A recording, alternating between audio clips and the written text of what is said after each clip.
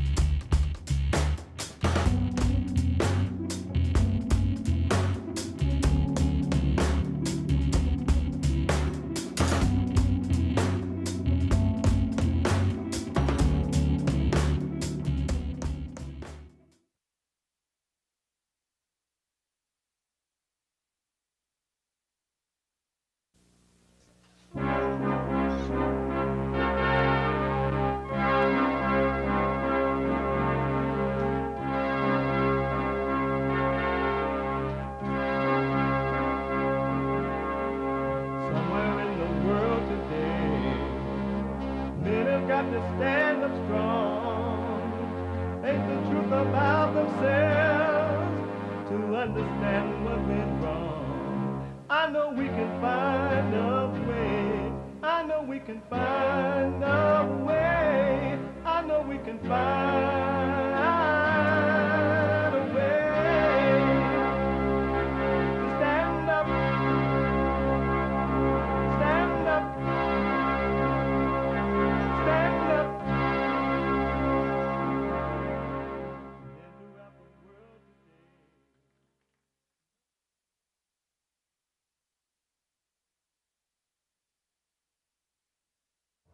Uniting the races with truth instead of dividing them with lies. We're also rebuilding the family by rebuilding the man. I'm Jesse Lee Peterson. Good morning. Hi, y'all. Welcome to the show. You can get involved by calling 888-77-53773. 888-77-JESSE. Jesse. Jesse. It's Monday again. Isn't that amazing? I hope you had an amazing weekend. I did. It went by like 90 going north. It went by faster than two hoops and a holler. It was amazing, though. So you can get involved by calling 888-7753-773, 888-77-JESSE. We have every way that you can watch and support the show listed on JesseLeePeterson.com/show. JesseLeePeterson.com/show. And if you're out and about doing whatever it is that you're doing and can't really sit and watch the show, you can podcast. You can podcast or you can be listening while you're doing whatever you're doing. Working out, laying on the beach, on the run, a part of the Democratic government, and you're mad because they just elected two white people to run the DNC again, and you thought it should be you because you were black, and especially if you're female, whatever you're doing, you could be listening to the show on your iPhone or iPad by calling the listen line on Talk Stream Live at 605-615-4131.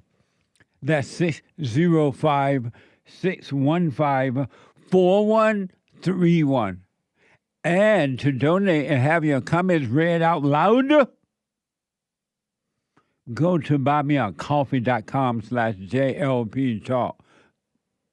Buymeacoffee.com/JLP Talk. Or Bond JLP Cash App. Bond JLP Cash App. Amazing, huh? So, it is Monday. And rainy days and Mondays always get me down. Hanging around, nothing to do but frown. Rainy days and Mondays always get me down. Rainy days and Mondays. Except these rainy days of late is pretty cool. In that, at JLP Show, every Monday is not a rainy day and it's not getting me down because every Monday is Female Monday.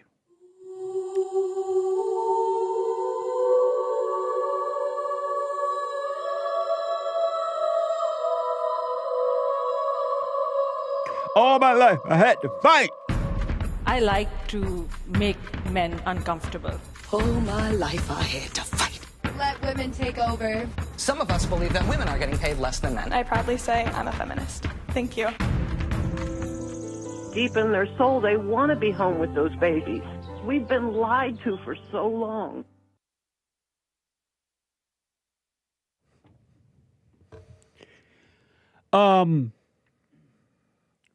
Monday, we take all calls, but we take the ladies' calls as they come in on Mondays. Any other day, too, but Mondays are set aside for the ladies. 888-7753-773.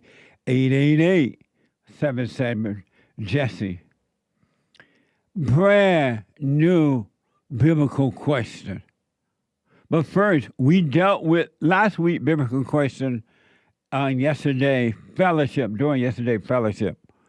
And if you were not there or didn't get a chance to watch it live, you can podcast yesterday's fellowship by going to rebuildingtheman.com/talk church. rebuildingtheman.com/church. We dealt with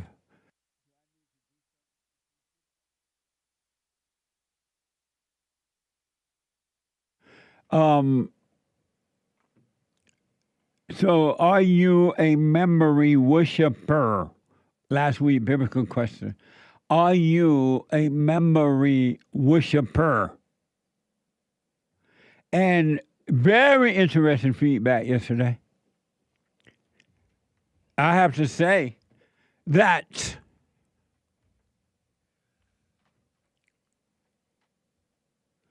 unfortunately, it is real unfortunately, all people are memory worshipers.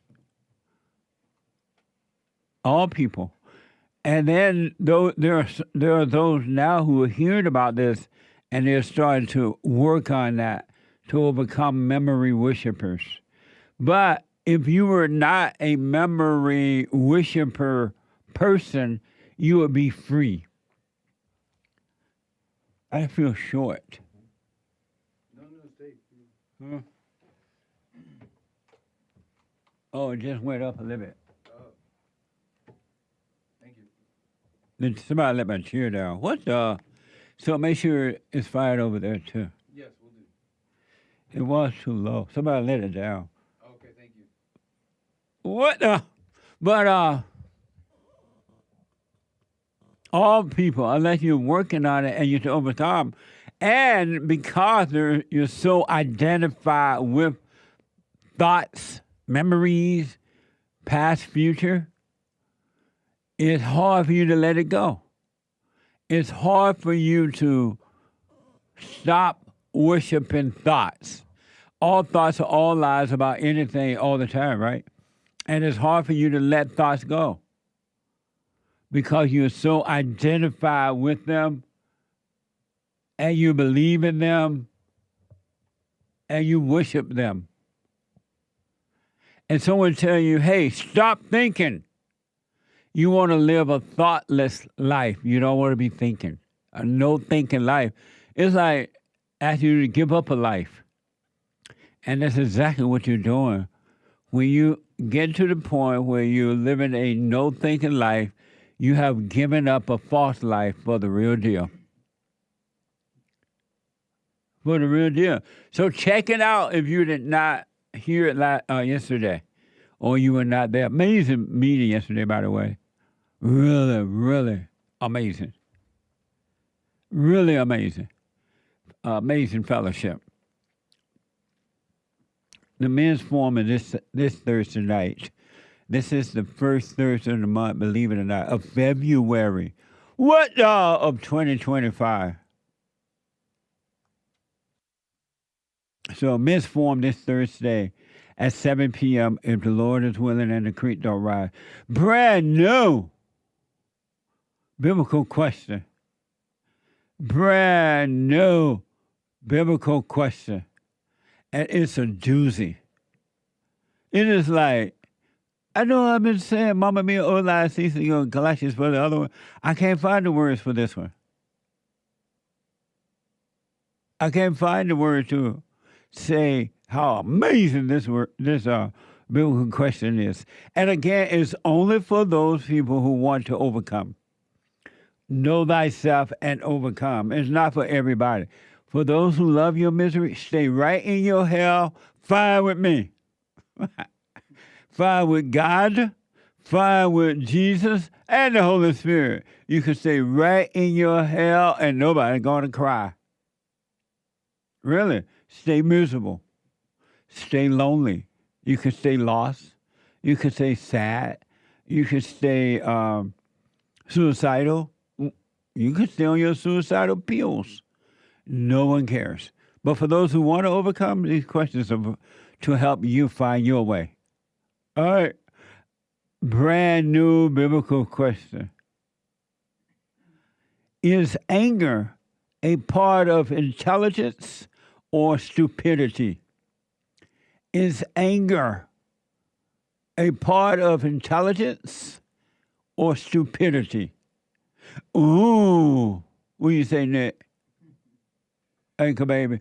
This is Anchor baby first time I'm not hearing it. stupid. So Is anger a part of intelligence or stupidity? my real answer is that it's part of stupidity.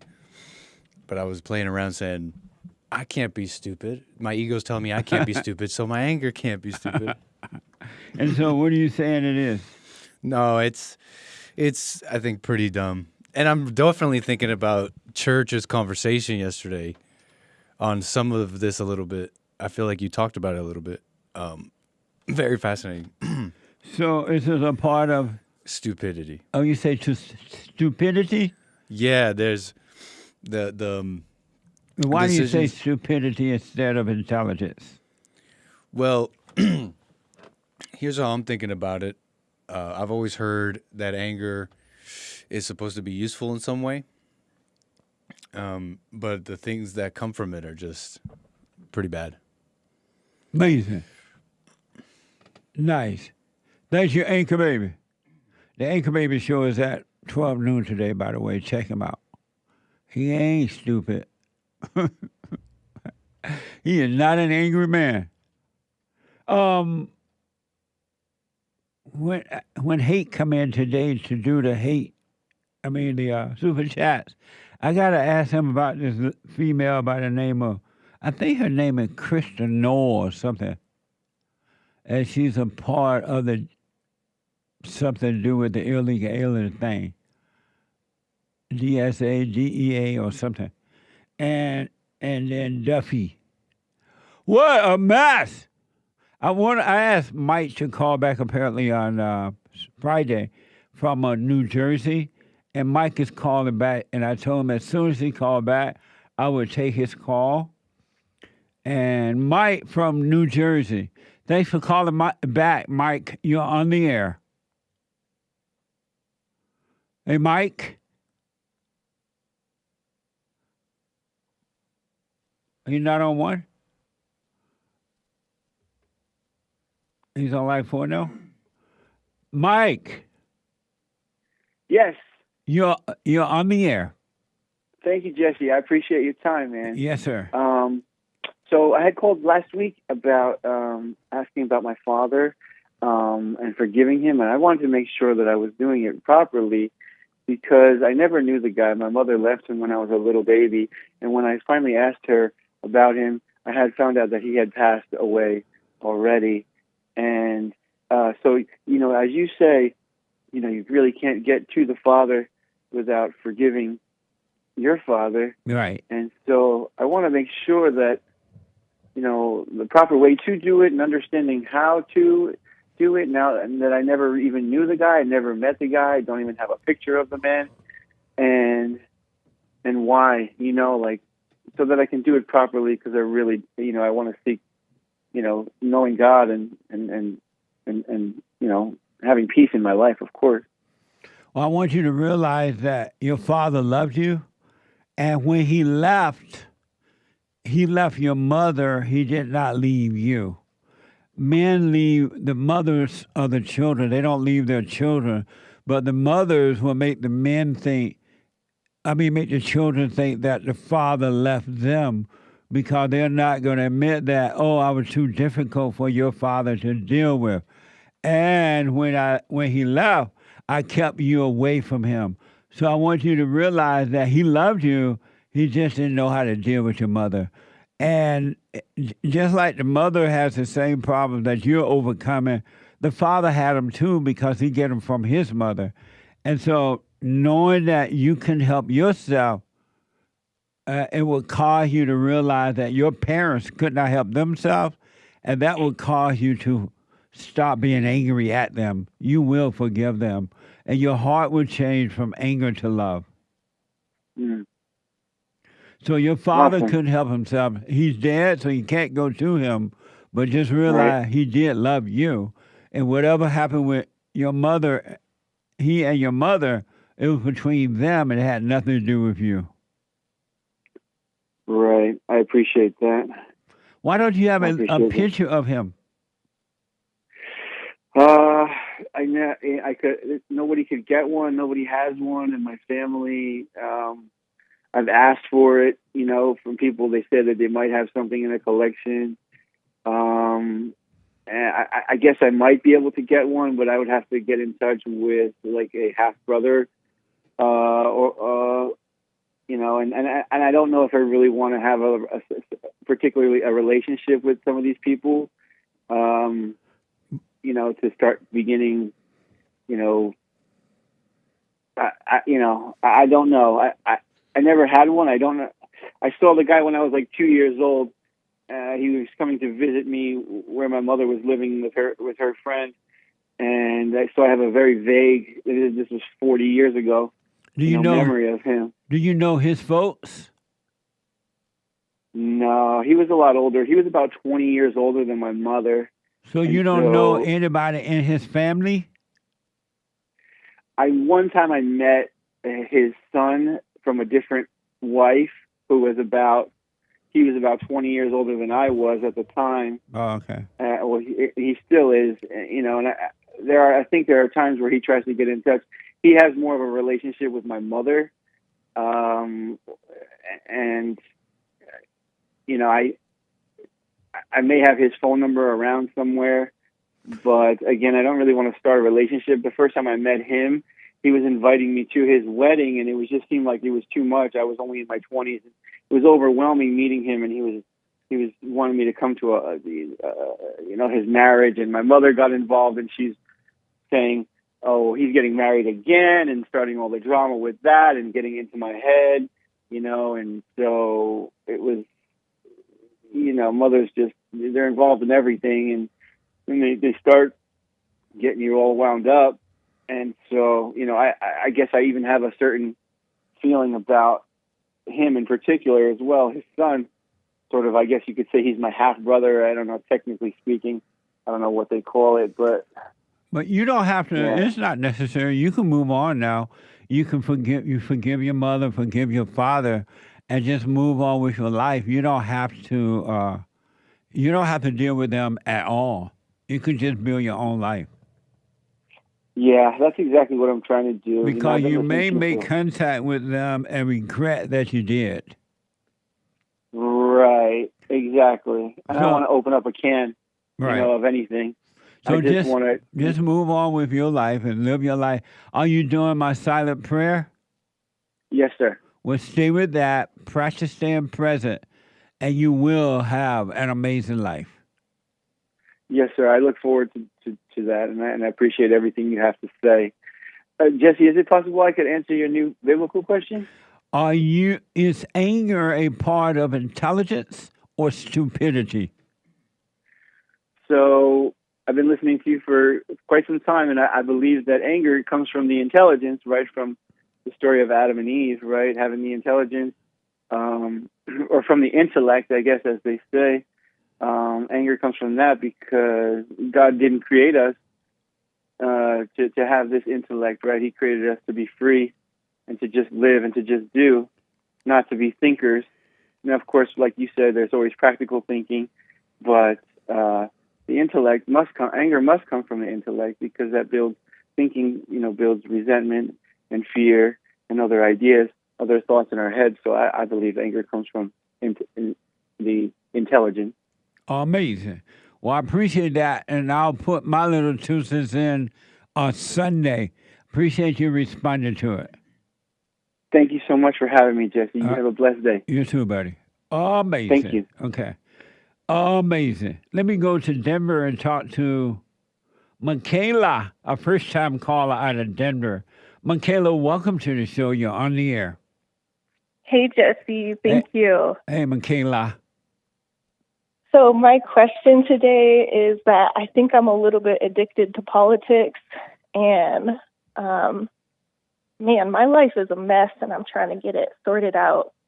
But I'm wondering if it's healthy for me to be researching politics, because I recently, I had the veil torn. I was like, oh, wow. There's a lot of lies, and it's a full-time job. researching the lies and trying to really come to terms with it. Why are you so into politics when there's nothing good or true about politics? Yeah, I guess that's what I'm trying to get grounded on. Is there nothing true? Why are you so into it? I think I feel hurt. Hurt? What do you mean? When it's like I see that my friends are still believing lies, and they're getting like really worked up about stuff that's like, no, that's just a lie. And you're trying to prove to them or show them it's just a lie? Yeah. And why? Because I feel that those lies like really harmed me, and I don't want to see anybody else going through it. I also don't want to like be living under the lie anymore. Are you on a speakerphone? No, sorry. I'll try to talk closer. Okay. So why are you concerned? If they want to be into it and they love the lies, why do you care about that? Why don't you let them just live the way they want to live and you work on you? Yeah. No, that was a question. No, that sounds like the smart thing to do. It's like it's an addiction. Like I see something on liberal media and I'm like, is that true? And then I go research it and I'm like, oh, that's like really not the full story. And then I find myself getting angry. And then I come back to my senses and I'm like, well, I really do just kind of love everybody, but like I don't think I guess I'm realizing that a lot of what compassionate people do is that they have compassion for everybody. People don't have compassion for anyone. Yeah, because it's all mixed up with a little bit of doo-doo. There's like little doo-doo footprints all over everything. So you need to walk away from politics. Stop reading it. Stop. If you want to watch some maybe quick updated news, just watch it and don't come to any conclusion about it because you're never going to get the real truth. And so just start working on you, overcoming your fallen state, overcoming your anger, your fears. Yeah. It's a really personal thing. And forget about your friends and all them. You can't do anything about anyone else's life. You can't save them, and you can't even save yourself. So you can't save them. You just need to work on you and wish everybody else well, but let them stay in their misery. Leave them in their hell. You're not responsible for anyone but you. Yes, sir. Okay. Thank you. I needed somebody to tell me that. You definitely need to pull away from it. It's doing you no good. Yeah. I was wondering. I didn't know if it was an addiction or if I was like uncovering something that I needed to know. No, but it's endless. It's endless. You're not uncovering anything that you need to know about politics. Just know the people in politics are evil, and they only love power and wealth. They care nothing about you. They just want to stay in there to get what they can get. It's not about you. Cool, fair. Have you forgiven your mother? Oh, man, I've tried, but sometimes I still get angry. And when you say you've tried, explain. So I don't talk to her. But like the rare interactions we have, it's just like pure criticism. And I'm like, well, you kind of set me up for failure. Yeah. So like fair, I did fail, but like just part of the problem is that you're criticizing me all the time instead of like helping me figure out what needs to happen next. Have you forgiven her yet? The forgiveness comes and goes. Yeah. Have you forgiven your mother? Yeah, I guess the answer is not all the way no. Have you forgiven your mother? Yes, I love my mother. Oh my gosh, like I love her from the bottom of my heart, and I know that she's doing the best she can with what she has. Have you gone to your mother and forgiven her for what she's done to you? Yes, I have had that conversation. Did you tell her you were sorry for resenting her for screwing up your life? Yes, I have. Yes, I have. What did you say to her?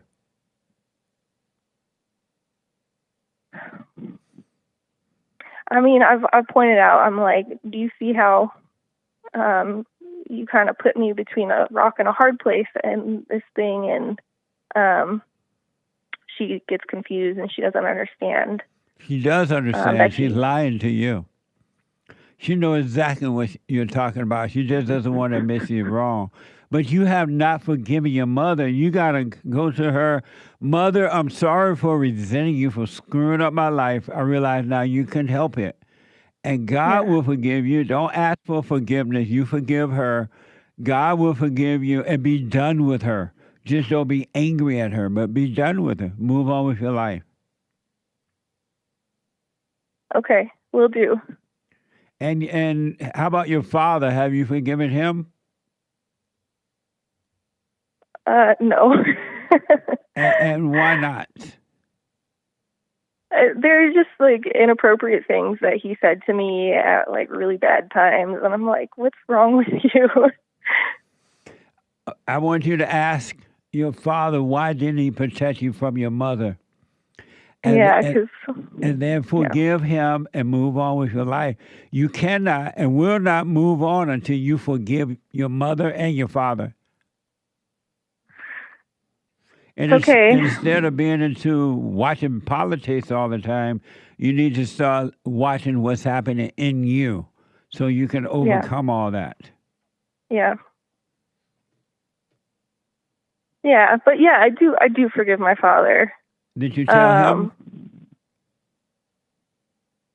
No, I just try not to talk to him because I don't need to open any wounds.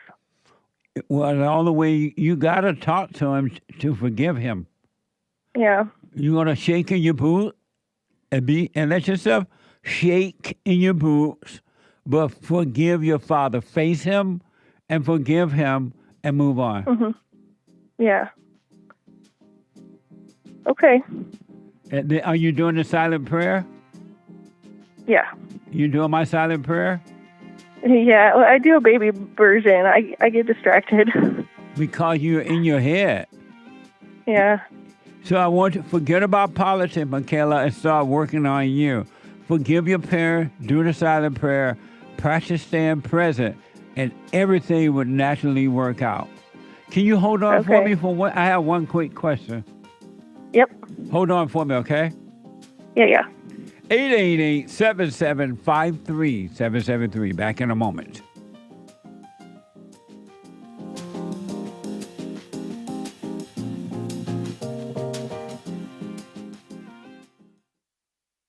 You can't run from evil within yourself or outside of self. You got to deal with it. And you need good in order to deal with evil. And God is good. You need to return to the Father. And you'll see within you, he will fight the battle for you. And he will fight it without, because he will show you how to deal with it. And you will have no fear. Love God with all your heart, all your soul, all your might, along with nothing else. Nothing else means yourself, your children, your wife, your things, your ego, your reputation, and all that. You can't care about any of that. The children of anger will use it to control you. But if you love God, he will renew your mind, and none of those things will be before him. And so when they go after you, oh, well, you may take my body, you may take my things, but you're not going to take my soul. And that's a true reality.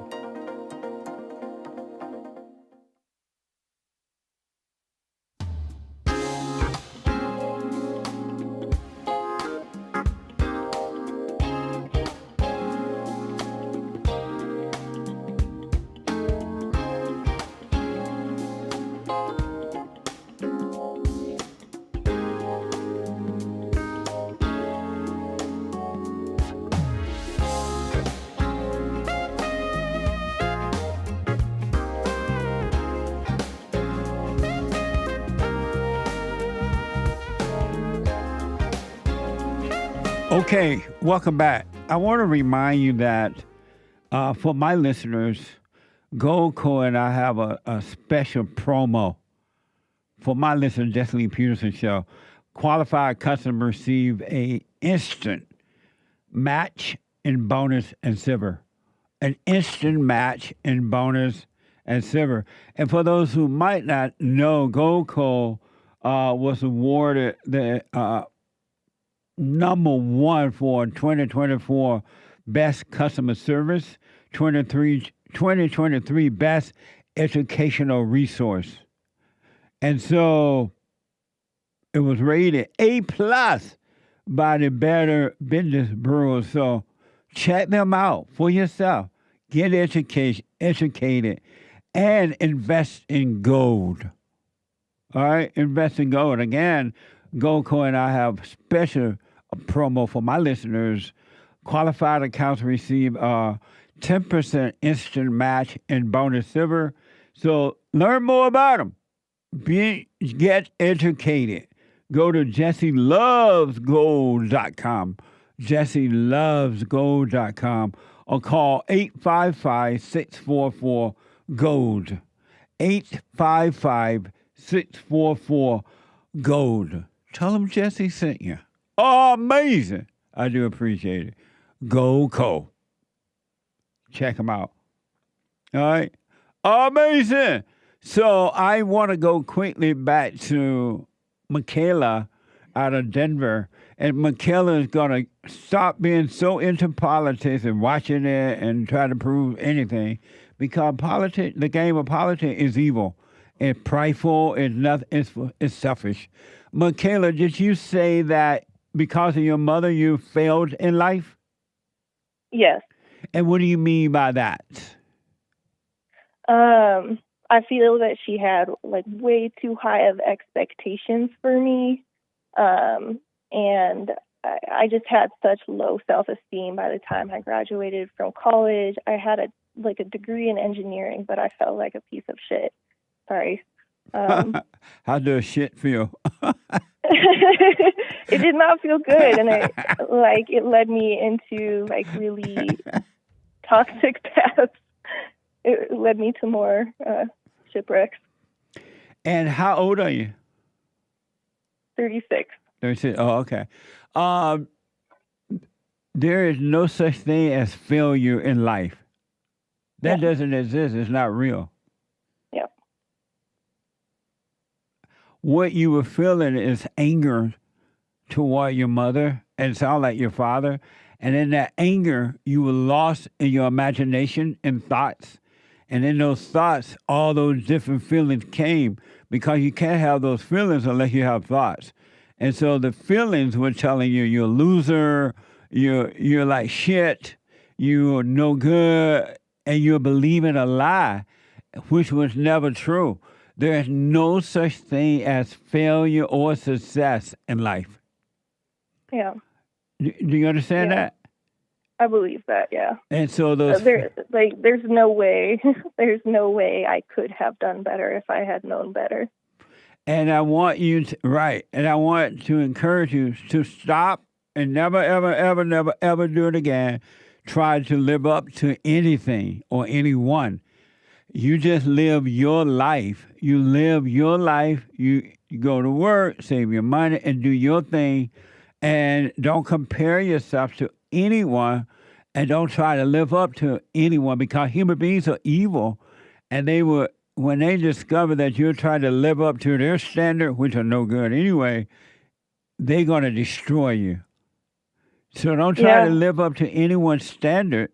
And the people's standards that you're trying to live up to, your mother, your father, your so-called friends, your educated friends, they've never lived up to the standards that they are requiring of you. You can't live up to a standard. Do not try to live up to a standard. Yeah, you hit the nail on the head right there. That's exactly what I'm doing with my politics addiction. Is I'm trying to help people see the truth, and all I'm finding is like, oh wow, we're all like quite sinful and just very blind to it. Absolutely. And I can't. There's no way I'm ever going to prove that to people.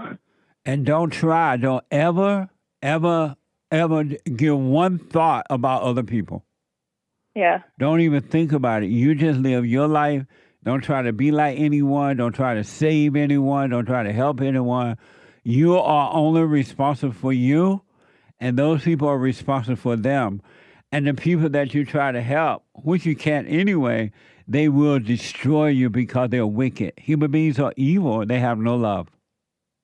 Yeah. So forget about trying to live up to a standard and just simply live your life. Okay. All right? Yes, sir. Let me know how it goes. Okay. All right. Take care. Thanks, Jesse. You're welcome. Amazing. 888-7753-773. 888-77-JESSE. Super chat. Super. Over on buymeacoffee.com/JLP Talk, someone says, I have a sculpture I'll send in the next coffee. It's kind of long. I think he means scripture, or she.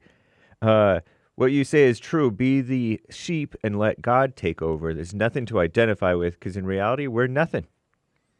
Amazing. Don't have to think or do anything. Thank you. Amazing. Thank you, someone. Yep. Someone bought another coffee. Psalm 23, 1-6. The Lord is my shepherd. I lack nothing.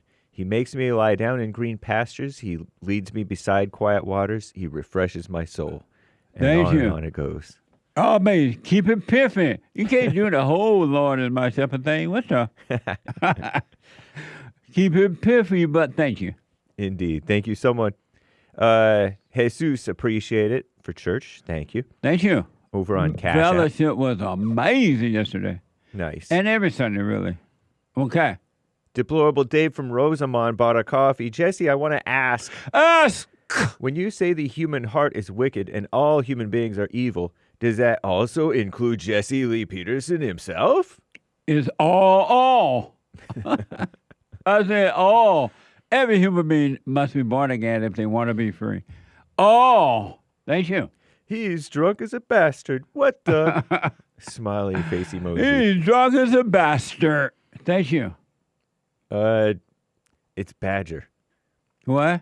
Badger. Oh. Jesse bought a Where you get bastard from there? You said that. What? I was just reading the chat. Oh. Amazing. Facts versus truth. You read the chat or you said bastard? Yep. Terrible. Jesse is now a member, monthly supporter on the buymeacoffee.com/JLP Talk. Thank you, Jesse. Yeah. Right on. Jesse A. Make America great again. The Great White Hope. The Great White Hope. Let me see what he has to say. Nice idea. The Great White Hope. I don't frankly have time for total political correctness, and this country doesn't have time either. Amen. What? Nah. Thank you. 5 coffees from Jesse. Love everyone at Bond. The Great White Hope. Shout out to Jesse, Haig, Joel Friday, and the American Anchor Baby Bill and Derek with 5 more coffees. Thank you, Jesse, and shout out to you from all of us. Very generous. Appreciate you, yeah. T-Fly Monkey asks.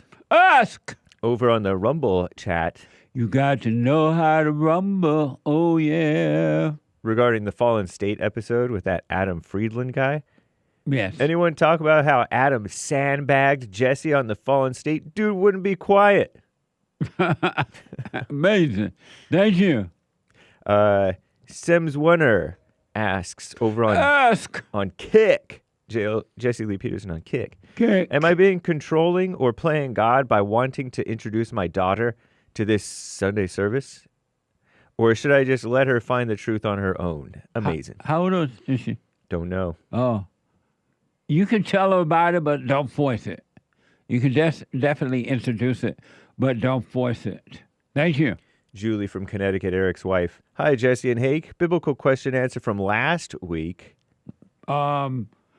Are you a memory worshiper? I am a memory worshiper because I will repeat conversations I've had with people in the past over and over in my mind and figure out new ways to hate them. What a mess. Terrible. Thank you. And we responded to that last Sunday. So you can check it out, rebuildingtheman.com/church. Julia also bought a coffee saying, Jesse, you wear the nicest clothes. I loved your brown jacket during Bond yesterday. Thank you. He black. Indeed. Thank you. B. Hart, now a monthly supporter on Buy Me a Coffee, all the way from England. I appreciate the wisdom, Jesse and crew. Thank you. I forgave my mum and met the devil himself shortly afterwards. Yep. I do struggle with the silent prayer, but staying with it, getting closer to God. Thank you again. Wish you all well. God bless. Thank you. Appreciate you and thank you for your support. T. Smith on Cash App says coffee. Amazing. Thank you. Much appreciated. Yeah. Kinzer over on IG. We streamed live on IG for church. Amazing. Love from Kansas City, Missouri, brother. Do a VIP show where we can meet and greet, he suggests. That's in the making. Absolutely. Thank you. 5 coffees from Soul Conscious. Jesse, Sunday's church is the highlight of the week. Thank you. It's like the dessert is so good. Amazing. Thank you. Gold Mine Arcade says, Jesse, are you going to put any more White History Month coffee mugs in the store? Mine broke, and I can't find another one anywhere. Yes, we will. White History, for those who don't know, is July. Every July is White History Month. July just feels white. Yeah, we'll put some more up there. Pastor Chatelet gave a Rumble rant. Thank you. Y'all seeing that TDS, Trump Derangement Syndrome, female bishop's ministry was, according to him, getting $53 million for immigrant resettlement? Trump gonna shut that bishop. That woman who said, have mercy on the illegals. She got what? According to him, $53 million for immigrant resettlement. I haven't checked his facts, but amazing. I'm not aware of that. Oh, what a mess if it's true. Thank you. Age of Inversion, now a monthly supporter on the Rumble crew. Thank you, sir. Amazing. Thank you. Chris bought a coffee. Biblical question. Is anger a part of intelligence or stupidity? Anger is definitely from stupidity. After I get angry and think about my reaction, I feel so stupid and embarrassed. What a mess. I'll put my 2 cents in on Sunday. Thank you. And thank you, guys. I do believe that is all for now. Amazing. Thank you. So before you leave, Hake, and I get back to the calls here, is it Kristi Noem or Noah? Noem. What? Noem. So she, Noem. She just got a position as DE what? DEI? Is it DEI? DHS. Homeland Security Secretary, I believe. Kristi Noem. 8th Secretary of Homeland Security of the United States. To see her in that position and standing around all these men, she's in the middle, dressed like she's a man, trying to pretend like she's a man, dressed in men clothes. To see her in that position and all the other agents standing around her is probably one of the saddest things I ever seen. It doesn't fit. She needs to quit. These men should not be in that type of position and have a female over them and like that. It's not real. She's faking leadership. Yeah. It's not even real, and it makes the men look weak. I saw her stand up there with some jeans on and a police jacket, DEI jacket or whatever. and all the men around. I'm like, this is the highest thrill she ever had. She was governess of South Dakota, I believe. Well, they need to put her back over there. Hide her away, because I don't know who she is. I never heard of her. As I remember. Yeah, I remember she spoke at that place in front of Mount Rushmore where Trump spoke in his first term, towards the end of his first term, and he talked about making new monuments for the whites. And she was giving some speech, and all the people in the chat were like, oh, she should run for vice president or something like that. Just because she gave a stupid speech? Yeah. They need this. I disagree. How did she get in there? They put her there because she made a speech. I think that Trump put her there.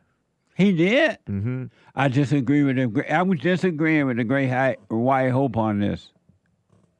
It doesn't look good for the men to have a female over them like that. It make them look weak, and it don't fit. It's like having a drag queen in charge of the military. Yeah. No, she has, and on top of it, she has this like tiny, pretty, a lot of makeup wearing person. Wearing a cowboy hat when I saw her. I think she was wearing a cowboy hat. And then just trying to play like she's this tough person. It looked like she's playing in a movie or something, and it's not real. Yeah. That's amazing. It's sad to see that. I can't even watch it. They got this female in charge of these men. And what is it that she does? Homeland Security Secretary. So H what? DHS. Department of Homeland Security. I told it the president should not have done that, in my opinion. Well, the government has made all these new departments. This department has only been around since like after 9/11. I think W made this new department. This DHS thing? I think so. Well, that's not a reason to get rid of it. Not a reason to put her in there. They couldn't find a man to put there? Even if it's a weak man, it's better to have this Kristi Noem thing. Yeah. It ain't right. America would never be normal again as long as you're putting these women over men like this. And the poor men, they look like little boys around her. They're never going to correct her. I know, huh? And she's going to push and yet them she around. has like no real authority. Right. Meaning what? Like she's like playing tough. Right. It's not even real. It looked like she's an actress and she playing a role. Yeah. Like she thinks she's in a movie. It's horrible. It's really horrible. It doesn't fit. It doesn't work. All right. And then I found out that this guy Duffy. Sean Duffy. Is Duffy the same guy that quit being according to reports, quit being a congressman? He resigned from that to stay home and raise his children while his wife be a TV talk show? Yeah. Sean Duffy. Well, according to the story that you told, yes, that's the same guy. What? He's Rachel Campos' husband. This is the guy that quit his job as a congressman, according to the report. I don't know, because we never know what the real truth is. And he stayed home, according to the report, to raise the children, and he let his wife go on TV and fulfill her ego. 9 kids. So now he's over what? He's the secretary. He's the new Pete Buttigieg. He's Secretary of Transportation. Really? They might as well have left Pete butt cheek there. Terrible. What? What's going on? Well, these people have been in the spotlight, and so I don't know. Trump picked them because Trump named these guys, or his administration did anyway. So was Trump told to pick these people, or did he do it on his own? That I don't know. I'm not privy. This man wasn't even able to make his wife stay home and raise 9 children. He stayed home and raised them, according to the report.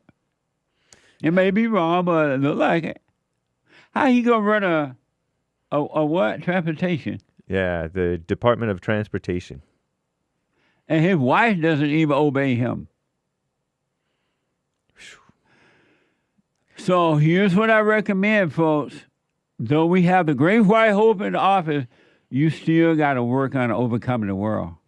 Because these weak people are not going to make things better for your life. You may have a safer country. You may have more job, but you're still going to be miserable. They put these weak people in charge. I don't care if they're Republican or conservative. It's not going to work. A man that can't make his wife stay home and raise 9 children, how he going to make a transportation thing happen?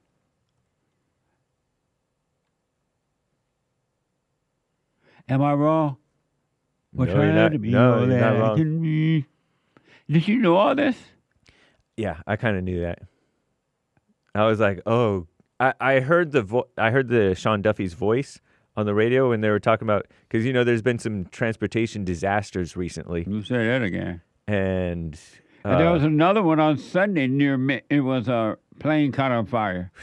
According to a report, we have that for you. There was one on Friday that I hadn't even heard about till Sunday morning. I know. It's falling out. I mean, these disasters happen so fast, you can't keep up with them. Makes my head swim or spin. Made your head swim. I mean, I was glad not to be hearing Pete Buttigieg's voice, to be honest. But I'm like, oh, that's Sean Duffy. Oh, man. That ain't no better. Yeah, it's really not. Anyway. There's a lot of trendy MAGA people who are not right. And they seem like they're part of that. I don't think Trump would have chosen Kristi Noem just on himself if it was on him to make that decision. I don't know. She's a proven governess. But she didn't do that. You said she made a speech. Right. She made a speech. Well, I just remember that's when she came into my consciousness. That's when I became aware of her. Well, I'm not telling you that's not her whole resume. But Trump has always been putting women in charge of different things. She should be in charge. If you want to be a part of the administration, she could work for Trump down at Mar-a-Lago, making dinner and stuff. She could go get his... be in charge of the women that are cooking for the guests. That's a good idea. Get his Diet Cokes. Right.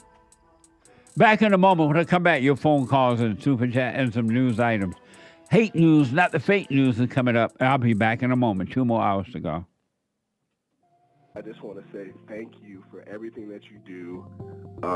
You've absolutely changed my life for the positive, and I just want to thank you. I was 29-year-old beta, living at home with my mom, and just was living in fear and doubt, and I couldn't hold down a job. And then I found you, and I started listening. I started just being more at peace, and I forgave my mom, and I forgave my father. And it's right after that, everything just changed in my life, and I was able to get a good job, and I moved out, and I live on my own now, and everything has just changed. And I just want to say thank you, and I appreciate you for spreading that message. It really is a positive message. Amazing. That's good, man. I want people to know God loves us in ways that there are no words to express, because you have nothing to compare it to, right? Stay with the silent prayer. You haven't seen anything yet. It gets better.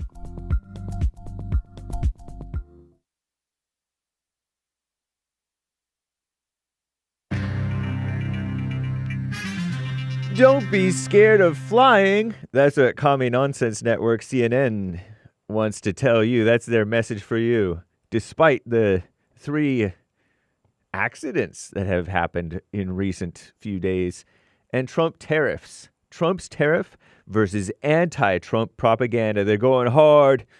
The Globo Homo Market Drama, Commie Nonsense Network, and many others.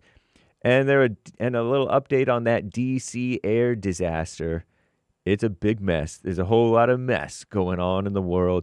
This is the end of hour 1 of the Jesse Lee Peterson Show, Female Monday, February 3rd. Groundhog Day was yesterday. I heard there's supposed to be maybe 6 more weeks of winter, they say, according to Pantachatsi.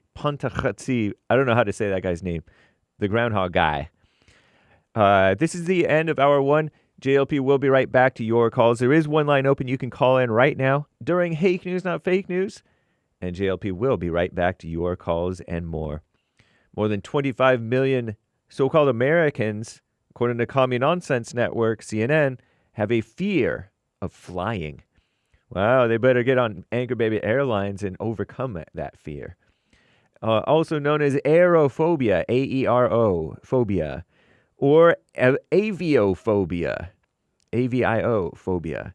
This type of anxiety may be all too real right now. Don't let it overwhelm you or inhibit your travel plans, says Commie Nonsense Network. And they have tips for nervous flyers, but you probably have to, pay for it, so skip it. Tariffs. President Donald J. Trump has fulfilled his promise to impose steep tariffs on America's three largest trading partners, Canada, China, and Mexico, citing a national emergency regarding the flow of fentanyl and illegal aliens into the United States. The action is expected to take effect Tuesday, yes, tomorrow. Includes a 25% duty on all imports from Mexico and most goods from Canada, and an additional 10% tariff on Chinese so-called goods. The leaders of all three countries quickly announced they would take retaliatory measures, so-called leaders, right? On Sunday, Trump acknowledged that what economists and some members of Congress have been saying all along, Americans may find themselves paying the costs. Analysts have warned that such tariffs could increase the price of gasoline, groceries, automobiles, toys, clothing, lumber, beer, like as if you need it, and other goods. Global homo markets are tumbling amid fears that our greatest president, Donald J. Trump's tariffs will start a full-blown trade war. U.S. stock market futures plunged on Sunday with the Dow, whoever knows or cares about this mess, falling 1.4%. Over 600 points. The S&P 500 futures, whatever that means, I bet you they don't even know what it means, dropped 1.9%, commie nonsense. While the tech-heavy NASDAQ was down 2.4%, Bitcoin also went down 3.5% over the last 24 hours. Got to correct the market. That's what's happening, baby. The sell-off on the futures market implies that the indexes will also open lower, blah, blah, blah, blah, blah. Similarly, Asian markets declined on the tariff news. Japan's Nikkei and South Korea's Kospi both closed lower by more than 2%. Hong Kong's Hang Seng was flat. China's Shanghai index was closed for the Lunar New Year, Chinese New Year, that is, holiday, holy day. 15 days of Chinese New Year. Happy Chinese New Year. Recovery crews in Washington, D.C. will resume their search today for the remains of the dozen people presumed killed in last week's fatal mid-air collision. The dozen left who were not found yet, whose bodies anyway. Officials said that dive teams had, almost said D-Live, dive teams have recovered, I can't read, 55 of the 67 crash victims from the debris in the Potomac River. Officials said the mangled wreckage of the American Airlines jet has made the recovery effort especially difficult for dive teams. They've been struggling, and it's cold and all. It's a big mess. I'm James Hake. Now back to JLP, Hour 2.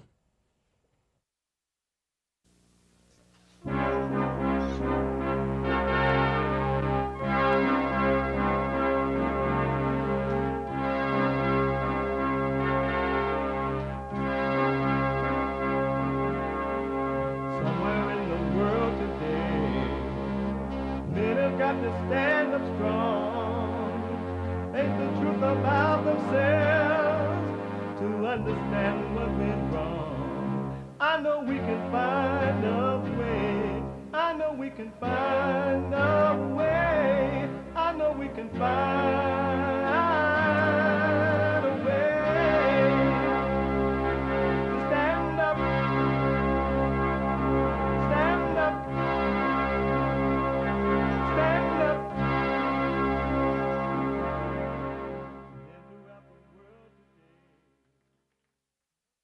Uniting the races with truth instead of dividing them with lies.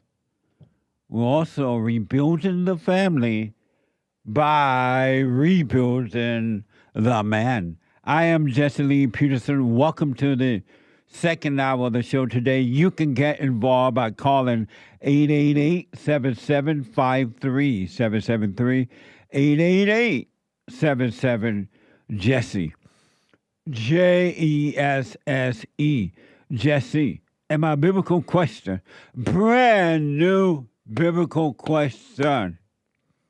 And it's a doozy, and it's brand new, and you're going to love it, especially those who are working on themselves.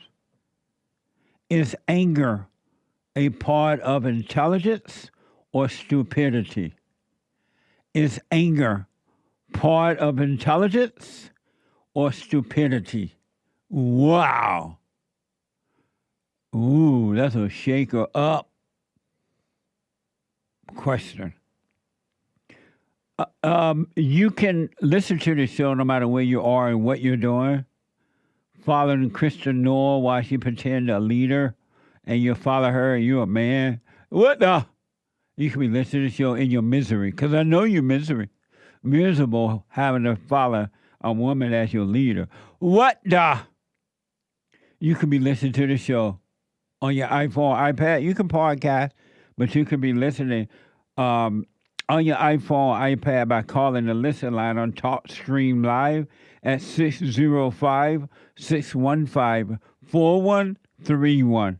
605-615-4131. And to donate and have your comments read out loud, go to buymeacoffee.com/JLP Talk. buymeacoffee.com/JLP Talk. Or Bond JLP Cash App. Bond JLP Cash App. It's Monday. It's the second hour of Monday already. And every Monday, though we take all calls, every Monday is Female Monday. All my life, I had to fight.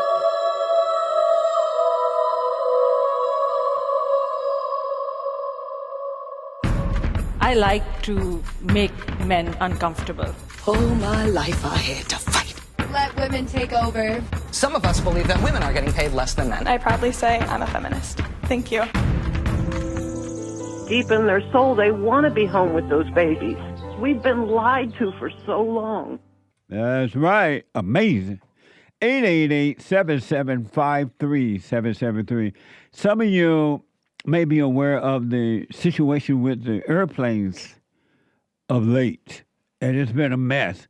NBC 10 is reporting that a medical transportation flight. First of all, there was one that happened in Washington, D.C. before this one. All right. This happened on Thursday, I believe, of last week. I may be wrong, Wednesday or Thursday of last week. There was a passenger plane and a helicopter that collided, according to a report. And I believe 60 people on the passenger flight and 3 or 4 on the helicopter. And so far, they have not found any survivor that I'm aware of. And that happened at the Ronald Reagan Airport there in Washington, D.C. on Wednesday night, I'm told. Isn't that amazing? And then on Friday night, or Friday, there was another airplane crash on Friday night in Philadelphia.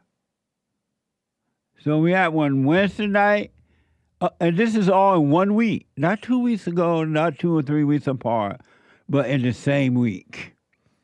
NBC 10, a medical transport jet carrying a child patient and the mother and 4 other crashed into a northeast Philadelphia neighborhood about 30 seconds after takeoff on Friday. Watch this from NBC 10.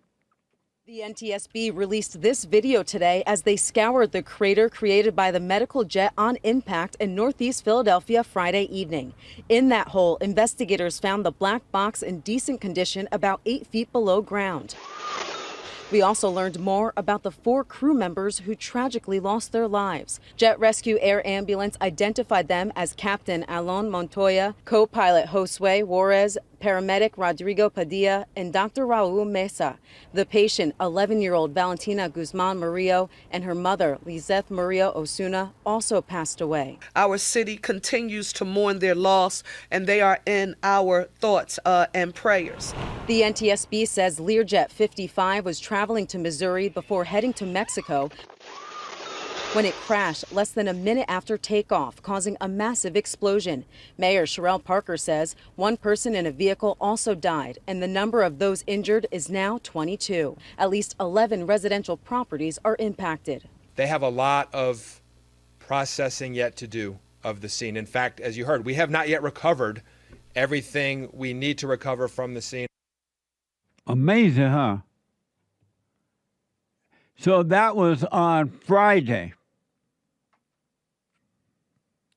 And then, lo and behold, I just found out this morning by way of my producer. Derek had this in the package for me. I didn't hear about this at all until this morning. According to Fox 26, a United flight from Houston to New York caught fire during takeoff on Sunday morning. Watch this from Fox 26. Come on, I'll get along. Please remain seated until further instructions by the captain. Oh my gosh. Please get us on. So sorry, this is jet.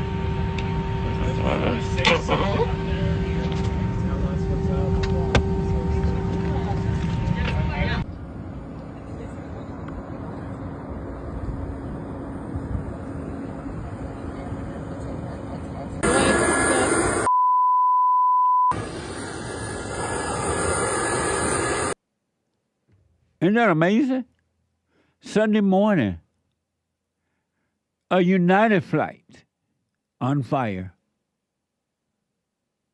It leads me to wonder what's going on. It's abnormal for this to be happening in our country, in my country. What's going on? Is it intentional? Is it? And I'm asking a question. I have no idea what's going on. All right, zero. But it's strange that all of a sudden this is happening. And when it rarely that it happens in America. It's not something that happens often at all. And all of a sudden, it's happening all over the place. It really makes you want to think twice before you fly now, at least for now. Did my seat go down there? Huh? No? I don't think so. Okay. What's going on? I hope the president gets to the bottom of this. And then they let us know what's really going on so we would know. You can't be taking a risk in the air like that. I thought it was a horrible mistake a couple of years ago when they decided to put blacks in the control tower and let them fly planes, and they weren't qualified. They got rid of the qualified white men and put in non-qualified black females and some males.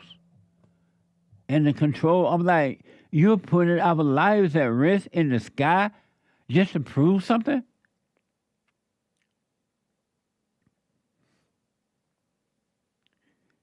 I want my country back. I want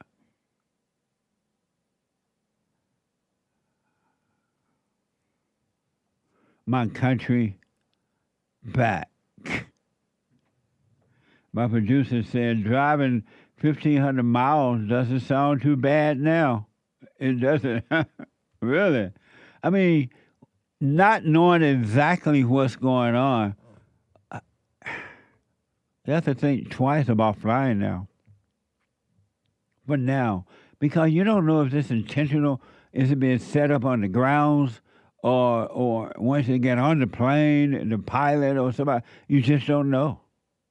Because it's so screwed up before Donald Trump got in there, you just don't know. And before I go to the phone, I wanted to know your thoughts on this interview from 1967 with Martin Luther King Jr. What do you think about this? What are your thoughts on this? Really, I want to hear from you about it and whatever else. You remember Martin Luther King? He was the one that started that mess called the so-called civil rights movement. No such thing as civil rights, by the way. And it was the worst thing that ever happened to the blacks, other than the abortion. The civil rights movement was the worst thing. Abortion was the second thing, the worst thing. But I want to hear your feedback on this interview with Martin Luther King Jr., where he explained why black Americans face more obstacles than immigrants. Watch this from NBC News. What is it about the Negro? I mean, every other group that came as an immigrant somehow, not easily, but somehow got around it. Is it just the fact that Negroes are black? White America must see that no other ethnic group has been a slave on American soil. That is one thing that other immigrant groups haven't had to face. The other thing is that the color became a stigma. American society made the Negro's color a stigma. America freed the slaves in 1863 through the Emancipation Proclamation of Abraham Lincoln, but gave the slaves no land or nothing in reality, and as a matter of fact, to get started on. At the same time, America was giving away millions of acres of land in the West and the Midwest, which meant that there was a willingness to give the white peasants from Europe an economic base. And yet it refused to give its black peasants from Africa, who came here involuntarily in chains and had worked free for 244 years, any kind of economic base. And so emancipation for the Negro was really freedom to hunger. It was freedom to the winds and rains of heaven. It was freedom without food to eat or land to cultivate, and therefore it was freedom and famine at the same time. That was Martin Luther King. You still think he's a hero? He's a zero. Not a hero, but a zero. Isn't that amazing? When I first heard of him, I didn't realize that he was a socialist. Martin Luther King says it's cruel just to say to a bootless man, pick yourself up by your bootstrap. This is from NBC News. And when white Americans tell the Negro to lift himself by his own bootstraps, they don't look over the legacy of slavery and segregation. I believe we ought to do all we can and seek to lift ourselves by our own bootstraps, but it's a cruel jest to say to a bootless man that he ought to lift himself by his own bootstraps. And many Negroes, by the thousands and millions, have been left bootless as a result of all of these years of oppression and as a result of a society that deliberately made his color a stigma and something worthless and degrading. What a shame, huh? That reporter should ask Martin Luther King, you look well-dressed, you sound educated. How did you make it? And why don't you tell the blacks that rather than trying to make victims out of them? And Martin Luther King, if what you're saying is true, why so many black people buy land, they're getting educated, whatever education means to them, and they're doing fine, Martin Luther King? How are those people able to do it? They pull themselves up by the bootstrap. Why other blacks can't do the same thing? Martin Luther King Jr. And Martin Luther King Jr., why aren't you telling the people that the blacks were brought here by Arabs and not by white people? Martin Luther King Jr. And Martin Luther King, why don't you tell the blacks there are other black people that own businesses and doing very well in the country? Why are you trying to make victim out of them and you're trying to be their leader? How did you make it? How did you pull your bootstrap up?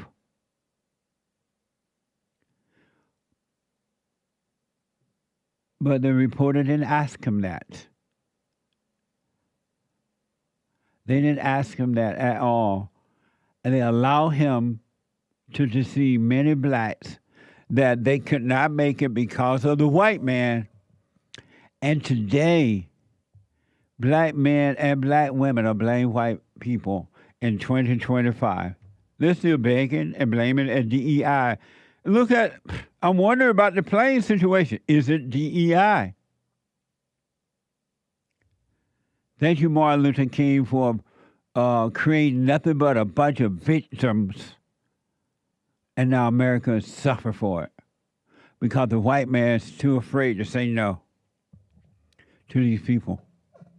What a socialist. Martin Luther King was a socialist, and he created socialist mentality, black folks in America. And they will not let it go because now they are seduced by free stuff. You don't have to earn your way if you're black. We got a black female on the U.S. Supreme Court, and she doesn't even know what a woman is. There was a so-called black female vice president who was only there because of color. Job as a doorknob, but she was a black female. Thank you, Martin Luther King. You did a fine job before you left this earth. You looked over the mountaintop. You went up there on top of that hill, and you looked over the mountaintop. Now I wonder, what did you see? Because you sure didn't see the glory of the coming of the Lord. You saw Satan coming.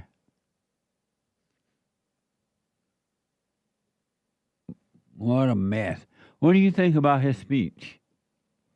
That was from 1967. Amazing. 888-7753-773. Let me go to Japan and talk to the first-time caller, Hunter. Hunter, welcome to the show. You're on the air. Hey, Hunter. How's it going, Jesse? All is well. That's great to hear. Hey, Jesse, I'm not going to lie. The talk about the airplanes has gotten me a little frightened. I'm coming back to America. I'm American myself. Come back to America in about a week. Oh, good Lord. And don't know what to think. Yeah. I know, man. I have some... Crossing my fingers, clasping my hands. I have some traveling to do by plane coming up this month. And I'm concerned now because you just don't know what's really going on. You know, these planes being set up to fall while underground. Are the engineers or somebody said it? You just don't know now. I'm gonna look Amish, praying the way I'm gonna be praying on those planes, which leads me into my question for you. Okay. I had a question because I see you as a very devout man, and I'm a young man trying to find my way towards spirituality, but I got one thing that's holding me up, and I figured that you're the man who can answer this question. Okay. Yeah. Go ahead. I want to find Christ. I want to find God. Come back to your phone. The one thing that's holding me up is... Hey, Hunter, let's... Oh, I'm sorry. Yeah, let's find your phone first. Yeah, I'm sorry. The Okay. Wi-Fi here in Japan isn't the best. I'm on a mountain. Oh, okay. Go ahead. I wanted to ask you. I want to find spirituality. I want to find God, but the one thing that keeps me is I've spent so much time being afraid of belief structures, but I want to believe in God without being afraid of the alternative of not believing, if that makes sense. I want to believe in God without being afraid of hell. And I want to know if there's a way you've thought of that can do that. You want to believe in God without being afraid of hell? Basically, yeah. There's I want to believe in God by my own volition. I believe in sacredness. I believe in beauty, and I believe that comes from faithful men. But I don't want to. I guess, and it's an old fear. And that's kind of why I want help dispelling it. I want to believe that there is a way to find the love of God without being afraid of hell. You know, because I feel like being afraid of hell is weakness. It is. I think that finding God is strength. And if you have not returned to God, you're already in hell. Do you know that? I guess not. Yeah. Anyone that have not returned to the Father, you're already living in hell. You're living in doubt. You're living in fear. You're living in loneliness, suicidal thought, depression, looking for love, wanting to love, thinking you can help someone, thinking you know right from wrong. You're already in hell. So you already know what hell is like. You're in hell already, all right? And the way you find God is stop thinking about him or looking for him, and you shall know him. You have to give up all of your thinking and ideas about God. And when all that disappears, you will be one with God. Okay. Sorry, I'm trying to process this. Yeah, so it's not about thinking about God as like a result. It's about thinking about God as like almost as if like a force of nature, like it was always there. Which, I mean, I guess that's what Scripture says in the first place. Yeah, don't think about God at all, because when you think about God, you're one with evil. There is no thinking about God. People who think about God would never know God. They just have a false idea about God. And then they'll go around preaching about God, teaching about God, your family, your parents, and everybody. But they're just teaching about an idea. They don't know God themselves. You cannot know God by thinking about him. You cannot know God by holding on to ideas about him. You can't know God. So if you want to know God, drop all your ideas. I understand. What do you understand about that? I understand in the sense that, like, if I do drop all these ideas, I accept God as something that was there in the beginning. That there's no real, there's no discernment to be had about it. It's something that's existed before the concept of thinking. But what I want to ask is doubting God same thing as thinking about God? Well, you're really not doubting God. You're believing a lie from hell. There's no such thing as doubting God. You can't doubt God and you don't even know God.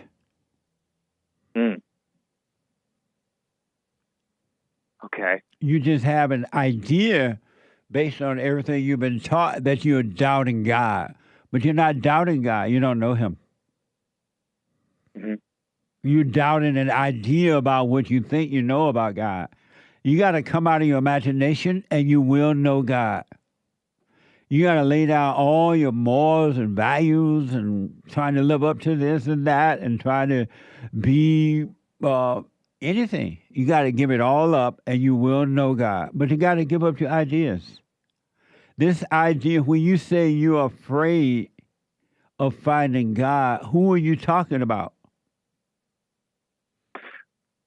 I guess I'm afraid of the growing up, I've met people that use God as a way for escaping what scares them. Yep. And I want to find God as a means of strength. I want to find God not as a means of running away from what keeps me from being the best I can be. I want to find God as a means of proving myself as being the best I can be. I want to find God as a means of having strength within my soul, you know. And who when you say you want to, who are you talking about? I guess I don't know. I've been to churches throughout my life. No, and, but when you say I want to find God, I want to this and that, who are you referring to? Sorry, I'm thinking about it for a second. I want to give you a straight answer. I know you don't like people who tell you where they've been. Ask me where you going. You tell me where you've been. Yeah. I want to tell you where I'm going. Who are you referring to when you say I want to know God? Who are you talking about? My mom. Who? My mom has been my mom. Oh, my mom has been saying. You're talking about my mom found faith. You talk about your mother and not you? I guess so. Yeah. My mother has found faith, and it's been making me ask a lot of questions to myself about what faith is, and in her explanation of it, I found a lot more beauty in it than I found in the past. What do you mean your mother found faith? Well, I grew up in sort of an agnostic household. But in the last couple of years, especially during COVID, my mom found Jesus. She's been reading the Bible. Oh, God. And on God. And it's like she's been telling me, Hunter, I hope you find God at some point in your life. And I've been asking myself, how would I go about doing that? And living in this world where it feels like there's a lot of living in this world where it feels like God is made out to be the enemy. Your mother have not found God. No. She's not the one saying that God is the enemy. But no, I said your mother have not found God. When she told you what she said to you, she was telling you she has not found God. She found an idea about God because she read the Bible. That's not a sign of finding God. Okay. But I want to go back to you. When you say you want to know God, who are you referring to? Who are you talking about? Want to know God?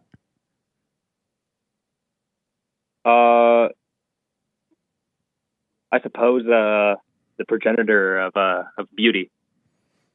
Are you talking about you?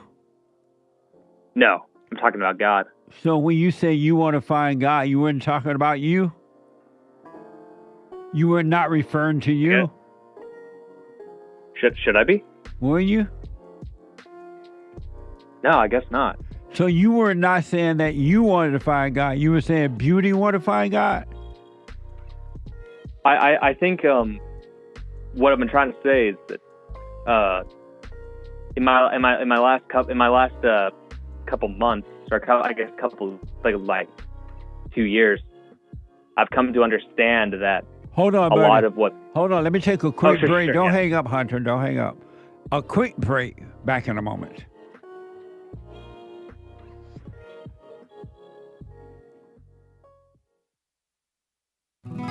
I'm 32 years old now, and I've been clinically depressed since I was 17 years old, and ever since I started listening to you a couple of months ago, bro, I don't even need to hear the word depression. I don't even care about that because that's not anything that I identify with anymore. Nice. I'm 100% cured. I'm 100% better because I've been listening to the Jesse Lee Peterson show, and I can't even begin to tell you how much I appreciate you, and I just can't even begin to tell you how much I really appreciate the things that you're doing for young men. Young men need to hear this, and young men need to know this message that you're delivering because it's important. It's vital to their lives, Jesse. I just wanted to let you know that, man. That's amazing. I mean, you made my day, man. When I hear one soul has returned to the Father, it's like 1,000. It's better than silver and gold. So God bless you, man.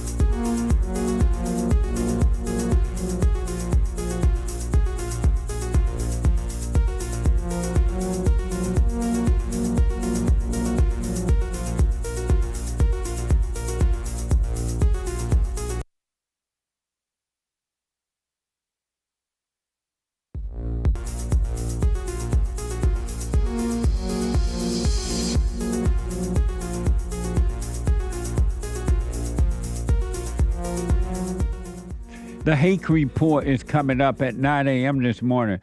The Hake, HAKE report.com from 9 to 11 a.m. Pacific time. And James Hake is on fire. The guy with the good hair. And after the Hake Report, Joel Friday TV, he black. He black. Amazing. Joel Friday TV on fire. And then you think that's something. And we'll talk about flight falling from the sky, planes falling from the sky. You can depend on the American anchor baby. He never fall from the sky. He may get sick once in a while. He may cough. But he's not going to fall from the sky. He's not going to crash. Matter of fact, the American anchor baby has not crashed in a month. What the? A whole month. Can you imagine that? At 12 noon, the American anchor baby. And if you're not satisfied, we have more for you. Punchie TV. A brand new episode of Punchie TV at 2 p.m. Pacific time on YouTube and Punchie TV. Watch this. Does she look better with or without makeup? My girl, let me sign with them. Be careful, Nick. You like the makeup and the fake boobs, fake butt. You like the plastic surgery. Enhancements are cool. As long as they're not overdone. Why do you have to get an enhancement? It's like you're lazy. They make a woman more attractive. Would you pick a 9 enhanced or a 7.5 natural? What does that mean? Because you want to have sex with her. Thanks, Nick. Just there was some confusion I had to clear. What? Amazing. It's not for kids. It is not for kids. At 2 p.m. Punchie TV. Check it out. All right? A busy day today. And then Thursday night, Men's Forum. It's the first Thursday night of the month. The Men's Forum. All are invited. It is the first Thursday of this month. February. Amazing. Let me go quickly back to Hunter, a first-time call out of Japan. So, Hunter, you want to find God, am I right? Without being afraid. Yeah, that's the thing. And if I can, Jesse, I'm actually on the stream too. I'm reading it. I saw one comment that really struck, made me think. It says Hunter is in his ego. I want to know if you agree with that, because I think that's a good question. Are you asking me if you're in your ego? Yeah, I'm curious. I want to ask you in particular. I think you're the kind of guy to really dispel. And what does that mean? What does that mean to be in your ego? I mean, I think in terms of self, I think it's like a self thing. Do you think I'm more, is the roadblock me being too in my own head about this rather than, I mean, from what we talked about, forgetting my conceptions of God and accepting it as something progenitor to all. Is that the roadblock? Is the self? I don't quite know what you're talking about, but here's what I want you to know. If you really want to know God, you got to see what's happening in your heart first, and you got to forgive. You got to forgive your mother for turning you away from your father, and then for your father for not protecting you from her. God will forgive you and then draw you into the kingdom of heaven within. And all fears and all doubts and all worries and all those things will disappear when you forgive. So you got to drop your anger. Have you forgiven your mother? Absolutely. Did you tell her? I can tell her right now. It's whatever time it is in America right now. I'm sure. Did you tell her that you forgive her for what she done to you? I will. You know what? I promise you I will. Did you tell your mother you forgive her for what she done to you? Not yet. Not yet, Jesse. And why not? I suppose because she's the one that presented me these questions that made me want to pursue faith. But she's the one that screwed you up, and now she's trying to pretend she's saving you. You're not gonna. Maybe. No, I do want to say. I'm sorry, I'm going to interrupt you. When it comes to my father turning me away from my father is maybe more the one who turned me away from faith. I had a very strong relationship with my father's mother. My father's mother was had a bit of a hard time with a supposedly faithful man, and that turned my father away from faith. And so I never really had that faithful influence from my father. I had it from my mother, and it's only recently that my dad's trying to come to that same conclusion as my mom, and so I want to join him in that. But I guess that's kind of the complication. But your mother turned you away from your father because your mother, this idea that she has faith is not true. Okay. That's just something made up that she either heard in the churches or she read, and in her mind she thinks she know God, but she doesn't. So you can't be following your mother. Okay. Were you not close to your mother growing up? Were you close to your mother growing up? Yeah, I was. I had a good family. I was close to my mom. Who were you closest to, your father or your mother? Probably my mother. Who were you closest to, your mother or your father? My mother. I'm sorry? My mother. Sorry. Okay. Here's what I recommend, buddy. If you want to know God, forget about this idea of having faith in God and all that. That's a weakness. If you want to know Him, you got to overcome your anger of your heart. And so that anger you have came from your mother, and you resent your father. It sounds like he was weak, and you resent him, but you got to forgive them. God will forgive you, and then you practice being present rather than lost in your head. Let all your ideas go about God, and you will know God without a doubt. It will happen. You can't make it happen. It will happen on its own. But you got to overcome the evil of your heart first. Okay. And forget about all you've been taught by having faith and have you found faith in God. All that, it's just a bunch of crap. Okay. And then do the silent prayer. Are you familiar with my silent prayer? I'm actually not. No, I'd like to hear it. Go to rebuildingtheman.com/silent prayer, and you start doing that, and you'll see God will reveal Himself to you. Okay. That's actually kind of what I've been hoping for.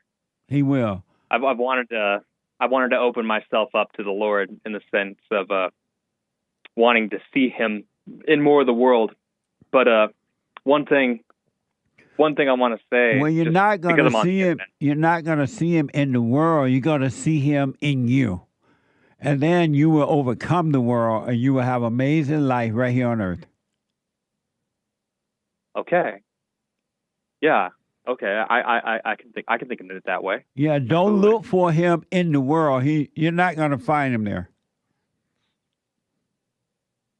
You sure? I mean, I want to doubt you, but I don't know. I want to find beauty in God's creations. Why? And I think that. Why you want that? I mean, because I think even if our being here is by chance, I want to think that chance decided by something greater than I can imagine, by something fantastic, like an omnipotent creator that loves us, you know? And why are you thinking that way? That's why where you get that thinking from? I guess just by having my imagination about God. But from reading the comments, from being a nerd. You need to stop paying attention to the comments. How you gonna find God and you're paying attention to the world? You can't do both. Either you're gonna find God or you're gonna stay in the world with evil people. I mean, I guess because I firmly believe that people are the most beautiful creation because human beings are the only thing that can see the beauty of God. Where you get all that from? That's also romantic. Where you getting that from? I guess imagination. You are. You are locked into your imagination and you're being deceived. There is nothing beautiful about people at all. Zero. This is your imagination. You're living a life of thrills in your imagination, and it's keeping you from God. There's no beauty in human beings. Human beings are evil. They're wicked. There's no love in them. There's no beauty in human beings. Zero. I mean, I guess I see beauty in the human beings that have found a purpose in sacredness, you know, and finding what is sacred. Why are you speaking that way? Why are you I don't know. I guess speaking because I thought about it. And the sacredness and the beauty and the sacredness of you. Why are you speaking that way? What the? I don't know. I guess. Should I stop? I mean, yes.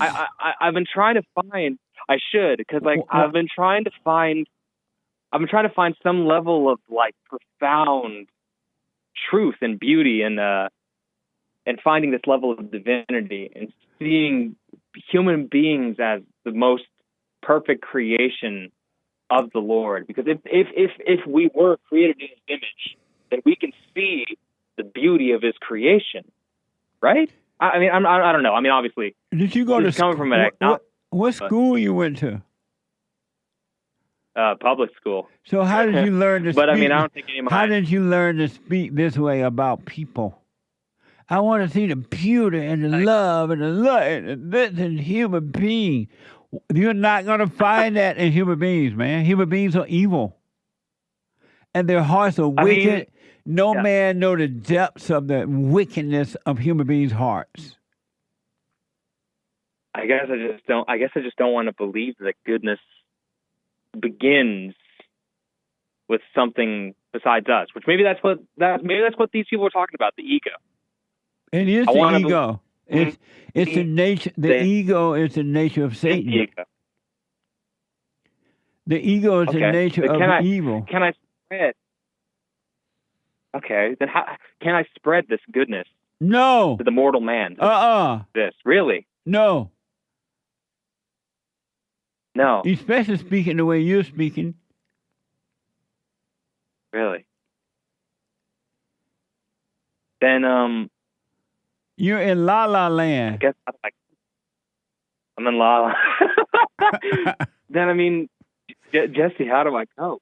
I mean, what? What's left? What's left at that point?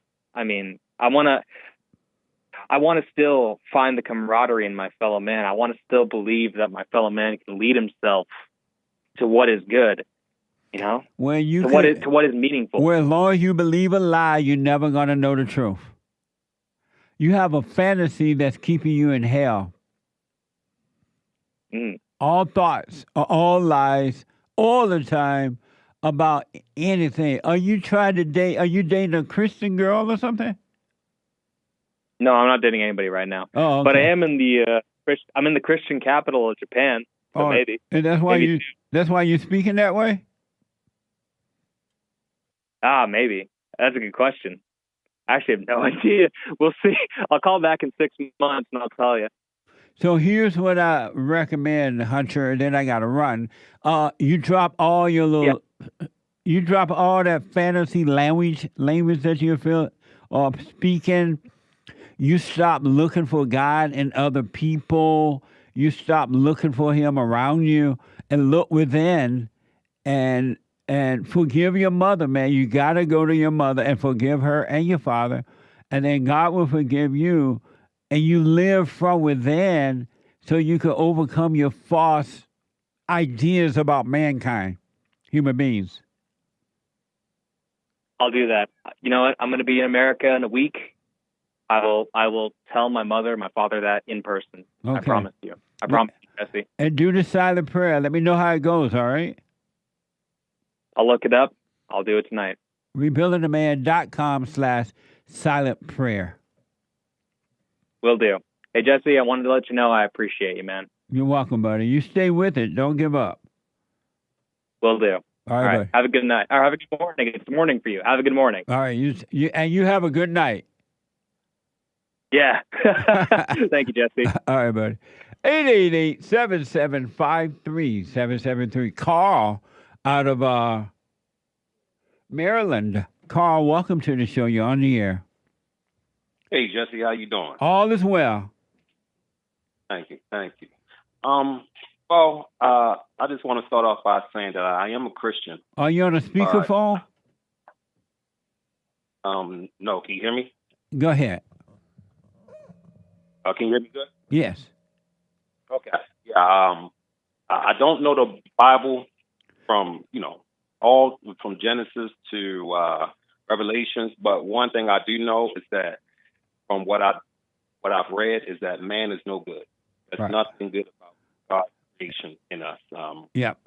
So that's one thing I've learned from listening to you over the last couple years, and I didn't get it at first, but now I understand it because I actually thought I was a good person.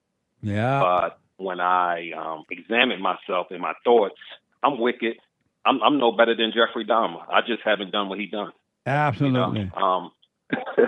So I say all that just to say that how do one live in the present and not so much in your past or in the future? Because that's one thing I do struggle with is thinking too much about things that aren't here yet instead of staying present, which causes a lot of judgment among others. It causes anxiety. It causes overthinking. It causes anger in myself. So how can I stay present and not think far ahead or far behind? And the way you do it is you got to forgive in your heart. Have you forgiven your mother? I still hold on to some things. I Have you, haven't totally forgiven her. have you forgiven your mother? No, Have you forgiven your father? no. And so when you say you open it up by saying you were a Christian, what do you mean you're a Christian? I accept Jesus Christ as my Lord and Savior. What? But I said I have accepted Jesus Christ as my Lord and Savior. But how have you done that and you have not even forgiven your parents? Wow, good point. No, I that guess was I've been that deceiving was a myself. question. That was a question. I'm deceiving myself. Right. Why haven't you heard me say go and forgive your mother and father so you can enter into, so that God can forgive you and you can enter into the kingdom within? Why haven't you done that? Because even when I have tried to have a conversation with my mother, she always go back to, oh, when you were young, you disrespected me and you did this, and it draws me to get away from her. And with my father, it's more so he wants me to be something. He wants me to be versus accepting who I am today. And that causes me to not even want to call or talk to him. So, But and because of that anger toward them, it's keeping you away from the kingdom. Your mother doesn't have to admit anything. Leave her in her hell. Leave her in her denial. You just say, hey, I've been resenting you for what you've done to me. Turn me away from my father and impose your will, whatever, right? And Father, I forgive you for what you've done. And don't ask for forgiveness. And if your mother said, oh, I should be forgiving you, you give her the finger. You forgive her. You forgive her, and God will forgive you and draw you in. And then you can practice being present rather than lost in your thoughts, thinking about tomorrow or yesterday, which doesn't exist, by the way. But you got to forgive first so the light can come on. That makes sense. I mean, I can do that, but that don't mean I have to hang around them, right? Not at all. You don't have to have anything to do with them at all, but just don't resent them because that anger is causing you to play God. And when you play God, you can never know God. You are your own false God. So could it be possible that could also affect every aspect of my life? 100%. Okay. Because on my job, I'm a supervisor, and I have some disgruntled employees, and man, sometimes I take it personal with them. Like I look, I think about them in some ways that are ungodly, and it's because I look at it because I work around a lot of men, and they act very immature, and it's like, man, it's under my skin. So maybe that's why a lot of things I take so personally. Yes. Can you hold for a minute? Yes, sir. All right, hold on. 888-7753-773. Quick break. 1 more hour to go. Hate news is coming now, and I'll be back in a moment.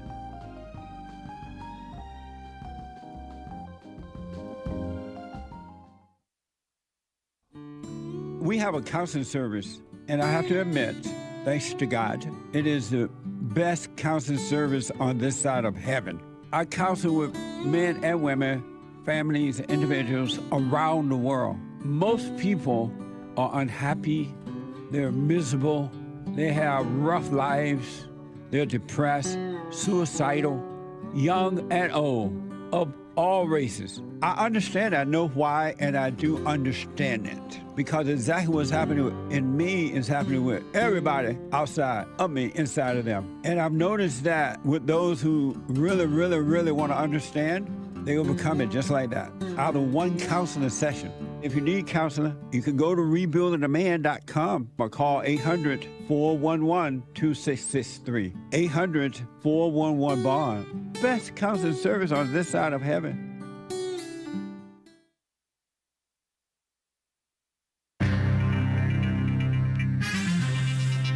Earthquakes in Greece, Santorini, crazy. A little Grammys update, I guess, if you care. A breakup. They say breakup before Valentine's Day. That's what Common Nonsense Network experts recommend. And belated Groundhog Day. Like I said, 6 more weeks of winter.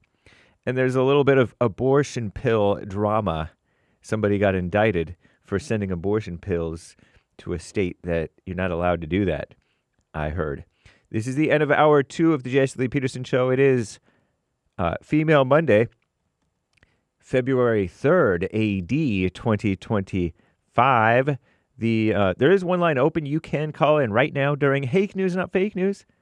And JLP will be right back to your calls. Hang tight, callers. Much appreciated. And super chatters. Common Nonsense Network, CNN reports around 200 earthquakes shook the iconic Greek island of Santorini in recent days, prompting schools and businesses to close temporarily. Authorities have advised residents to avoid large indoor gatherings, steer clear of multiple ports, including the old port of Fira, F-I-R-A. Pardon me if I'm butchering the names. That's just below the island's capital. The most powerful quake was 4.6 magnitude. It's not that big, but it's nothing to sneeze at either, I guess, right? Maybe you can sneeze at it. According to authorities, Santorini is no stranger to earthquakes, sitting at, as it does on several, at least a few, maybe, fault lines. The risk of tremors doesn't stop a reported 3.4 million people from visiting that island each year, far outnumbering Santorini's 20,000 or so residents. Wow. And the Grammy Awards, billed as music's biggest night, took place Sunday in Los Angeles. Beyoncé, wife of Jay-Z, she won an Album of the Year for invading our beautiful, once beautiful anyway, country music. What a mess. And I guess that's her first win in the for Album of the Year. That rapper guy from Compton, I'm pointing down towards Compton area, Kendrick Lamar, he won too. For some song that went against our greatest rapper, Drake. Whatever. He's more listenable. Drake is more listenable. Am I right? Anyway, during the program, the Grammys also honored emergency workers. I shake my head, and highlighted fundraisers for LA wildfire relief. They don't support being prepared for the fire so we can take out the fire quickly in the first place. No, they want a disaster so that we can have relief. What a mess. The show's host, oh Lord, this guy, Trevor Noah, the South African mixed guy, whatever he is, said fundraising efforts promoted during the telecast has raised $7 million from viewers, also known as suckers. What a mess. If you're planning to end a rocky relationship, CNN advises. Now, you don't necessarily want to take their advice. They say some therapists say there are benefits to breaking up before Valentine's Day, which is coming up in like less than 2 weeks. What a mess. Anyway, 6 more weeks of winter. We may have it this year if Punxsutawney, pardon me, I'm butchering the name, Phil's prediction is correct. On Groundhog Day, Phil saw his shadow, meaning 6 more weeks of winter may be on the way, according to the legend. I don't know what the difference is if he sees his shadow or doesn't see his shadow. Don't ask me. But a New York doctor has been indicted for sending abortion pills to Louisiana, according to the far-left females at the Skim. A Louisiana grand jury indicted Dr. Margaret Carpenter for prescribing abortion pills to a pregnant teenager in the state of Louisiana. Her medical practice and the minor's mother, who ordered the pills, wow, evil mother, were also charged with criminal abortion. Wow, criminal abortion. Under Louisiana's new near total abortion ban, it makes no exceptions for rape and incest, rightly so, rightly not. They face up to 15 years in prison, the physicians do, and fines. I'm James Hake. Now back to JLP, Hour 3.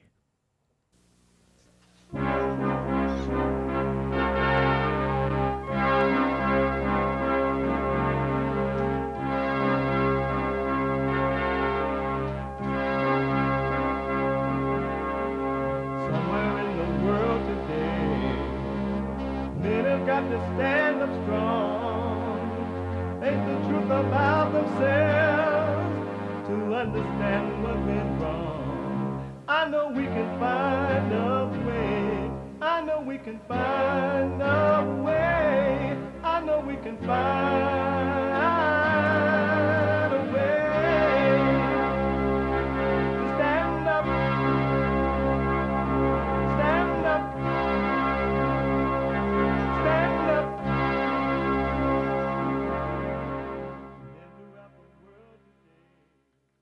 Uniting the races with truth instead of dividing them with lies. We're also rebuilding the family by rebuilding the man. I'm Jesse Lee Peterson. Welcome to the third hour of the show. What the? The third hour already. You can get involved by calling 888-7753-773, 888-77-JESSE. My brand new biblical question. Is anger a part of intelligence?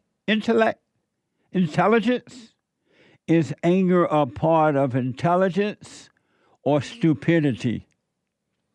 Is anger a part of intelligence or stupidity? Amazing question. You can listen to the show live as it is happening wherever you are. You can podcast, but you can listen while it is happening on your iPhone or iPad, no matter where you are. We are heard around the world by everybody. And they mama if you're black, and everybody their mama if you're white. So you can listen on your iPhone or iPad by calling the listen line on TalkStream Live at 605-615-4131. 605-615-4131. 31. And to donate and have your comments read out loud, go to buymeacoffee.com/JLP Talk. Buymeacoffee.com/JLP Talk. Or Bun JLP Cash App. Bun JLP Cash App. It's Monday. It's the last hour for the show on Monday. It is Female Monday. All my life, I had to fight.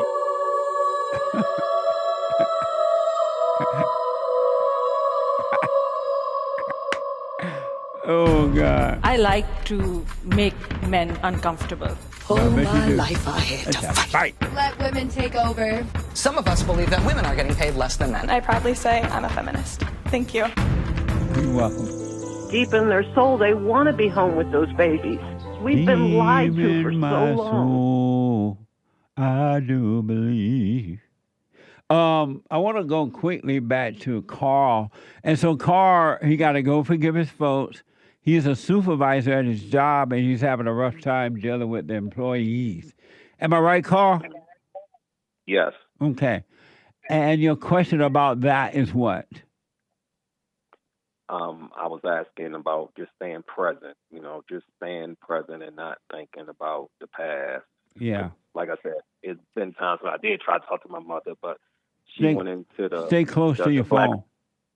Yeah. Can you hear me better? Yes, sorry. I can. Absolutely. Yeah, there were times when I tried to talk to her, but she went into the black mama mode of, when you were young, you did this, and I tried my best, baby, and you did this. Instead of her saying, I could have did better as a parent. Right. Which, we know you're not going to get that. No. And for my father, it's really not much better because he's not really a strong man.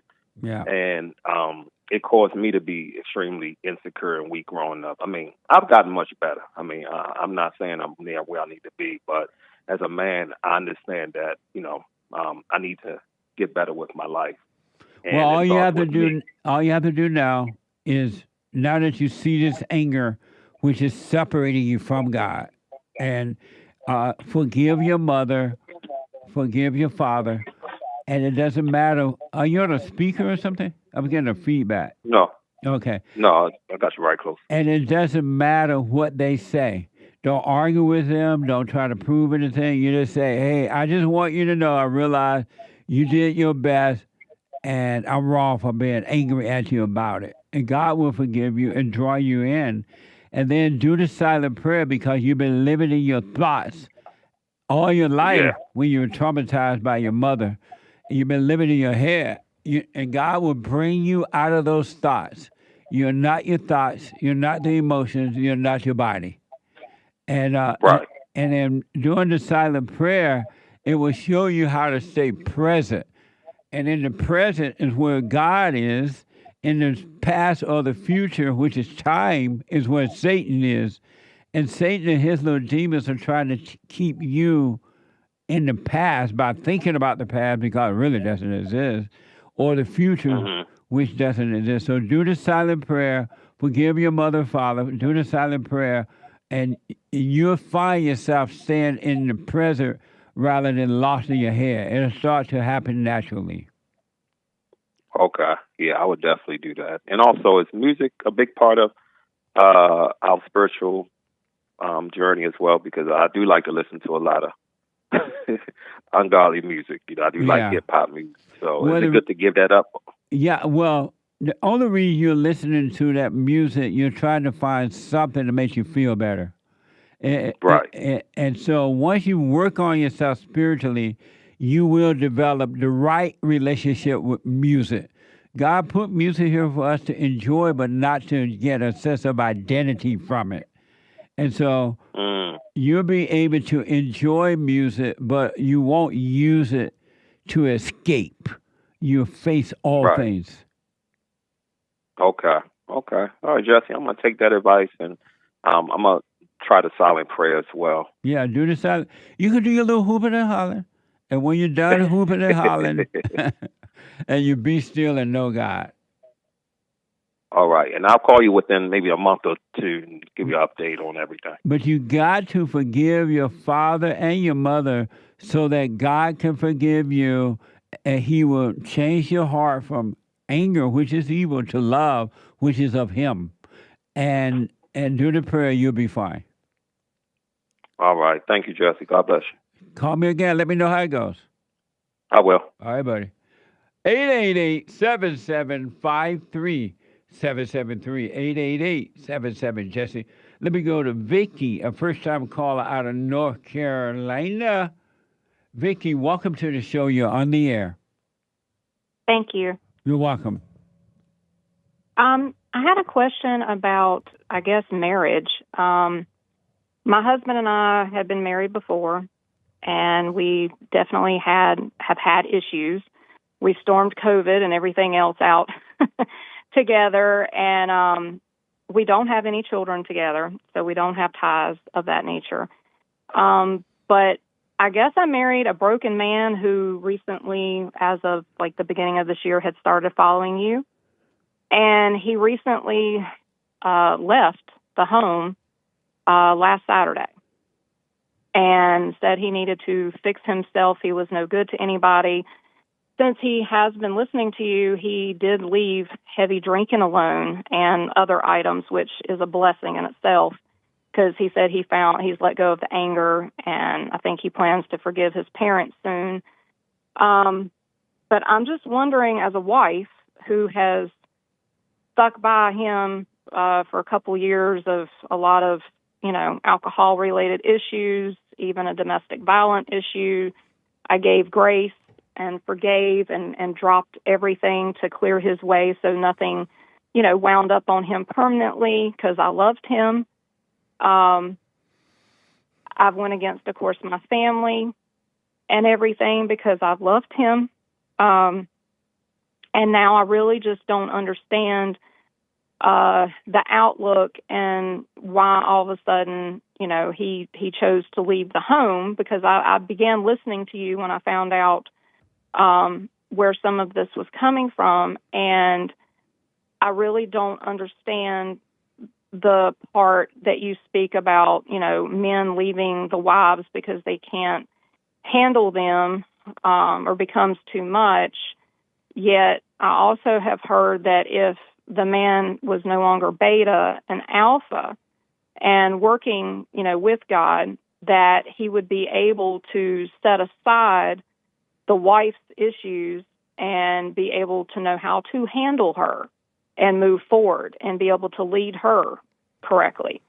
So I'm really confused. I was just seeking your insight in this. And your question for me is what?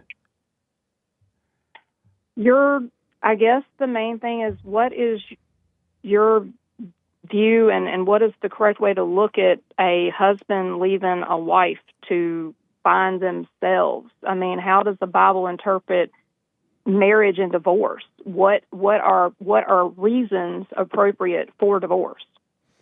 So your question to me is, what are reasons for divorce or something else? Correct. I guess, yes, that would be the start, yes. Did you say you were married before? Yes. And did you have children with your first husband? I did. He's deceased. And are the children adults? No, sir. I have one child, and he's 12. Oh. And did you tell me your husband, your now husband, forgave you for abuse? You say you used to abuse him? No, I had to forgive him for abuse. Oh, he abused you, or you abused him? It was more of an alcohol-related fit that wound him up in jail, to be honest. He never physically hit me. He just had some issues, and the police, when you contact the police when things get out of control, somebody is going to jail. And so you called the police on him? Yes. And he had not done anything to you, but you called the police anyway? I called the police because it was becoming violent. He was in my face, and I was getting shoved, and I called them to calm him down. Amazing. Unfortunately, he was so out of control when that happened he lashed out and tried to frame me for hitting him, which is why he went to jail. So you hit him? No, I never hit him. What'd you do?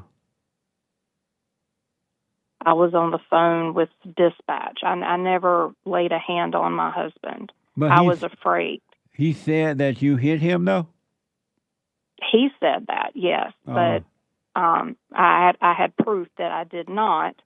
And after everything was said and done, I'm the one that went to court and made them drop it. They wanted to prosecute, and I said no. I went to court. I stood up for him. Why would a man stay with a woman who would call the police on him? Why would a man let himself get out of control to the point of making his wife fear him? That's not the question. It was all alcohol. This was all alcohol induced. Why would a he man was not stay? himself. Why would a man stay with a woman that would call the police on him?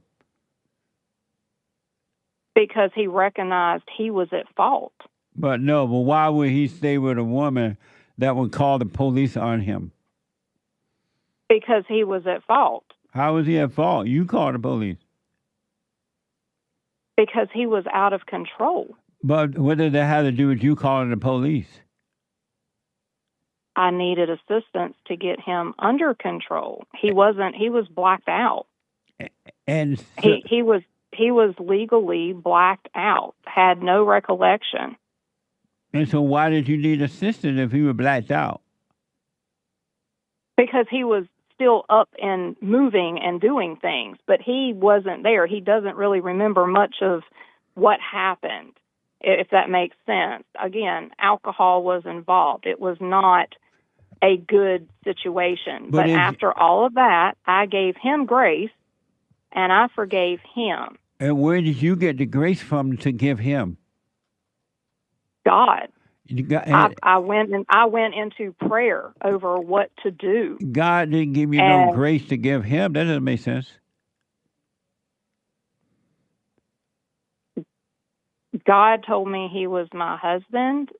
He had never done anything like that before, and to give him grace. And so why you think God told you that this man was your husband? Yes, sir. Why would God put someone with you that don't belong with you and you end up calling the police? Would God give you a husband that you would have to call the police on? I mean, bad things happen of the world every day. Would God give you a husband that you would have to call the police? I mean, unfortunately, it appears that way. I don't know what you're alluding to. So are you saying God is an imperfect God and he gives faulty gifts? No, I'm saying that... Then you got a husband that you said is not perfect, so God gave you an imperfect gift, right? No, as humans, we are imperfect and can have imperfect actions. So you believe that God gave you an imperfect husband? I mean, I'm not perfect myself, so You're not answering my question. You believe that God gave you an imperfect husband? I guess. God said he doesn't give imperfect gifts. Remember he said that for the parents to treat them children, if your child asks for a stone, for a piece of bread, I don't know how it goes, would you give them a stone? He said, well, I would give you a perfect gift. Why would God give you an imperfect gift and then go back and give you some grace? That doesn't make sense. Well, our God is a forgiving God. What? Well, God gives all of us grace. He gives us love. He gives us forgiveness. And we, too, have to do the same thing for our friends and our family. We're not perfect. But you don't have love. I do have love. No, you don't. I honestly love everybody. No, you don't. I might not love action. You don't even love your husband. Yes, sir, I do. If you loved your husband, you would not have called the police. I loved my husband, and I did not want to wound up hurt by my husband and him wind up in even more trouble because, unfortunately, That's not sir, you true, weren't there. because if that was true, you would not have called the police. Have you apologized to your husband for him bringing the worst out of you, for what you have done? Have you apologized to him for what you did to him to make him act that way? I apologized to him for reacting that way, yes. I apologized for contacting the police. Did you apologize to him for him bringing the hell out of you to cause you to do what you did to make him react that way? No, should he not have apologized to me for... Why you didn't apologize to him for imposing your hell on him? Sir, I walked into that type of attitude. I hadn't been home for hours, and I walked into him in his, as he said, he has told me he was in his thoughts, in his head, listening to music and drinking a gallon, pretty much a whole jar of alcohol. And unfortunately, I walked into that. I wasn't even home. I walked into him behaving in an erratic manner, and I tried to diffuse it for several hours, and it grew. I unfortunately, if you weren't there, you don't quite understand, but I really would like you to, could you answer my question as far as divorce and what the Bible says about divorce? Well, first of all, you've been married before. Secondly, has he been married before? Yes, sir, twice. And now he's gone. Be glad that he's gone, and you work on you overcoming your hell. Take this opportunity to work on the hell that's in you. You got to forgive your mother. You got to forgive your father so you can overcome anger, and then you can know God. Right now, you don't know God. You wouldn't know God if he walked in your house and slapped you. You wouldn't know him. So you got to overcome your anger so that God can reveal himself to you and make you free. As I'm working on myself and trying to understand all this, and I have listened to your broadcast and everything quite a bit over the last weeks. I listen to them every day. Have you forgiven your mother? No, I have not went to my mother, and my father is deceased. Why haven't you gone to your mother and forgiven her?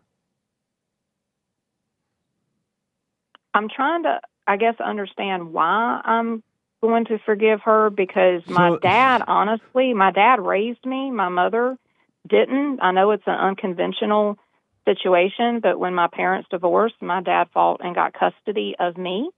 And he's the one that actually raised me, not my mom. And my dad is now deceased, unfortunately. But I really don't know what I'm supposed to forgive them for. I don't hold any anger or ill will towards either of them. Have you gone and forgiven your mother for being a no-good mother? No. And why not?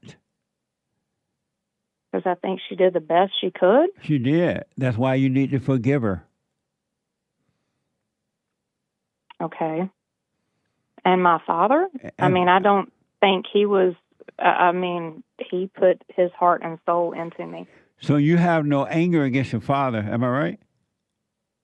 No, sir. My dad was the closest thing that I could call a saint besides God. He raised me. He did everything by the book. Well, he good. he took me through Christian school. He took me to church. He raised me in the faith. He did without to provide for me. Well, most adult men and women don't resent their father. They yearn for the father. It's the mother that they resent. You got to go and forgive your mother for being no good. She could not help herself. She did the best she could do. And God will forgive you. And then you need to just be still and watch the evil thoughts in your mind. Stop believing them and just work on you. Don't worry about your husband. Let him, it sounds like he's working on himself. Let him go work on himself. Be glad he's gone so you can focus on you. Don't worry about a divorce at this time. Don't think about that at all. in due season, in due time, you will see what to do about the marriage relationship. But for now, you need to overcome your hell while your husband is working on his hell. Because you're as screwed up as he is. And two devils came together in a marriage and just brought more misery upon each other. And is there a way to repair this? Yeah, by forgiving and doing the silent prayer, and God will show you what to do. He will show you whether to stay or to leave. If he come back or not.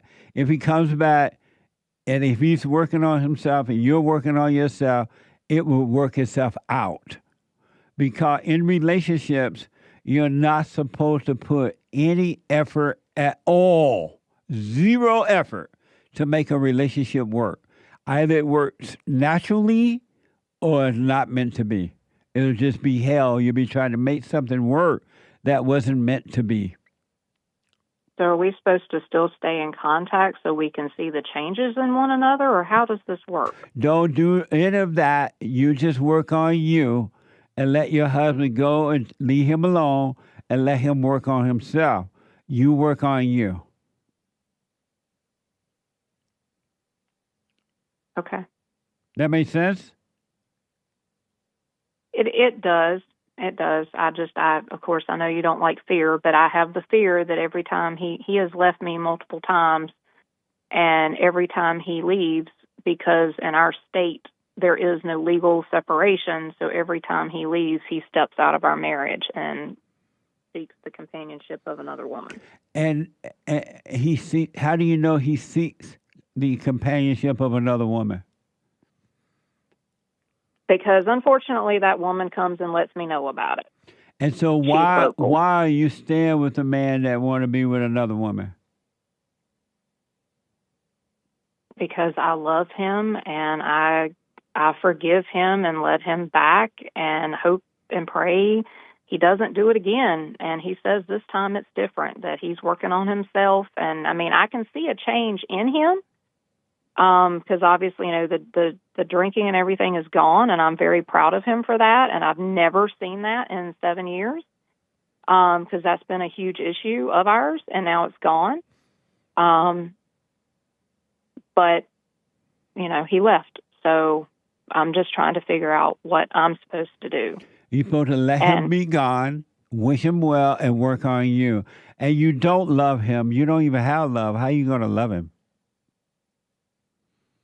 I have to disagree with that. I do love him. No, you don't love him.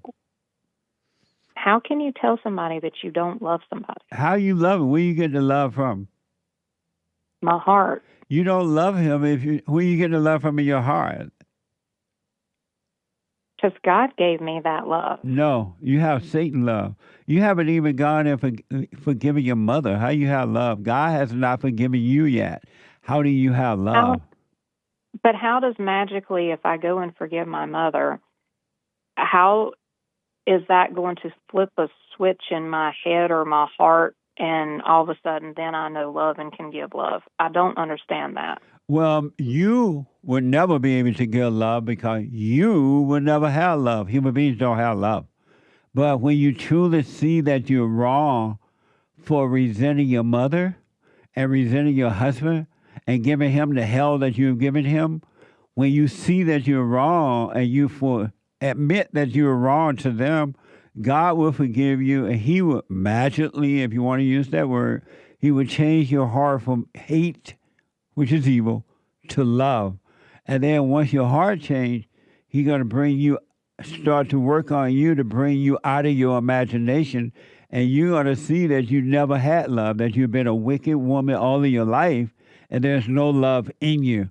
But you'll be made to have love because God will give you his love. And it's that love you're going to love all people with. And that love does not require that anyone love you back. You will love them as God loved you. Okay. And can I ask, is he supposed to forgive himself or tell me? I mean, is he supposed to tell me that he's sorry for the hell he put me through? Don't worry about him. You just work on you. You just work on you. I was just wondering if it worked both ways. Because if you had love, truly had love, and your husband walked out, it wouldn't be a big deal at all. You'd be like, okay, bye. Because if he doesn't want to be with you, he doesn't have to be with you. And something's wrong with you for wanting him to be with you. And you have told me that he's been messing around with other women, and the woman told you, and you still want him back because you have no love. Do you mean I have no love for myself? You have no love for anybody. Okay. What do you think about that? I mean, I don't know. I'm trying to still wrap my head around everything, which is why I'm still listening and tuning in, and why I decided to call in today to try to talk to you and figure this out, because I've went into scriptures and I couldn't figure this out. Right. You can't figure it out. No one can. Only the light of the Father will make it clear for you. So be glad that he's gone. Wish him well. Don't be trying to find him. Don't be talking about him out there to your little friends and things like that. And you work on you now. You have a perfect opportunity to work on you. If you're missing your husband, it means that you have a problem. If you're mad because he's gone and you're longing for him, you have a problem. If you're angry about it, you have a problem. So you need to overcome all those things. And if he's working on himself, he may come back or he might not. But whatever happens, you're going to be fine because you're overcoming the hell in you. You're overcoming the darkness. Right now, you don't know God. You didn't know about him. You read about him. You heard about him. And knowing about God is not knowing God. It's just like knowing about Martin Luther King Jr., thinking that he's a conservative when he's a socialist. Can you hold for a minute? Yes, sir. Hold on. The treasure chest is now open on D-Live. I'll be back in a moment.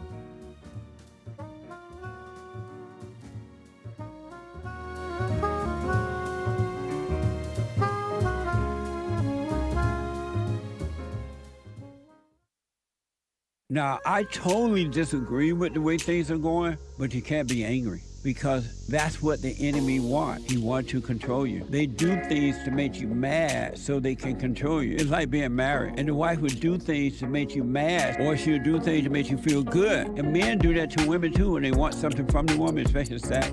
They'll make her feel good, or they'll make her angry. And the woman's gonna have to say, you don't want to be angry. You want to speak up. You want to disagree with what's going on. It's wrong, but do not be angry. Then you won't have fear. You won't have doubt. You won't have worries. You'll be able to see, but you got to stay away from anger. That's why you must forgive your mothers and your fathers so that you can overcome the spirit of anger. It's a spirit and it's wicked. Nothing good in anger because it has no love, folks. You need love to defeat evil. And love is not a weakness. It's a strength. It's from God. It's his nature.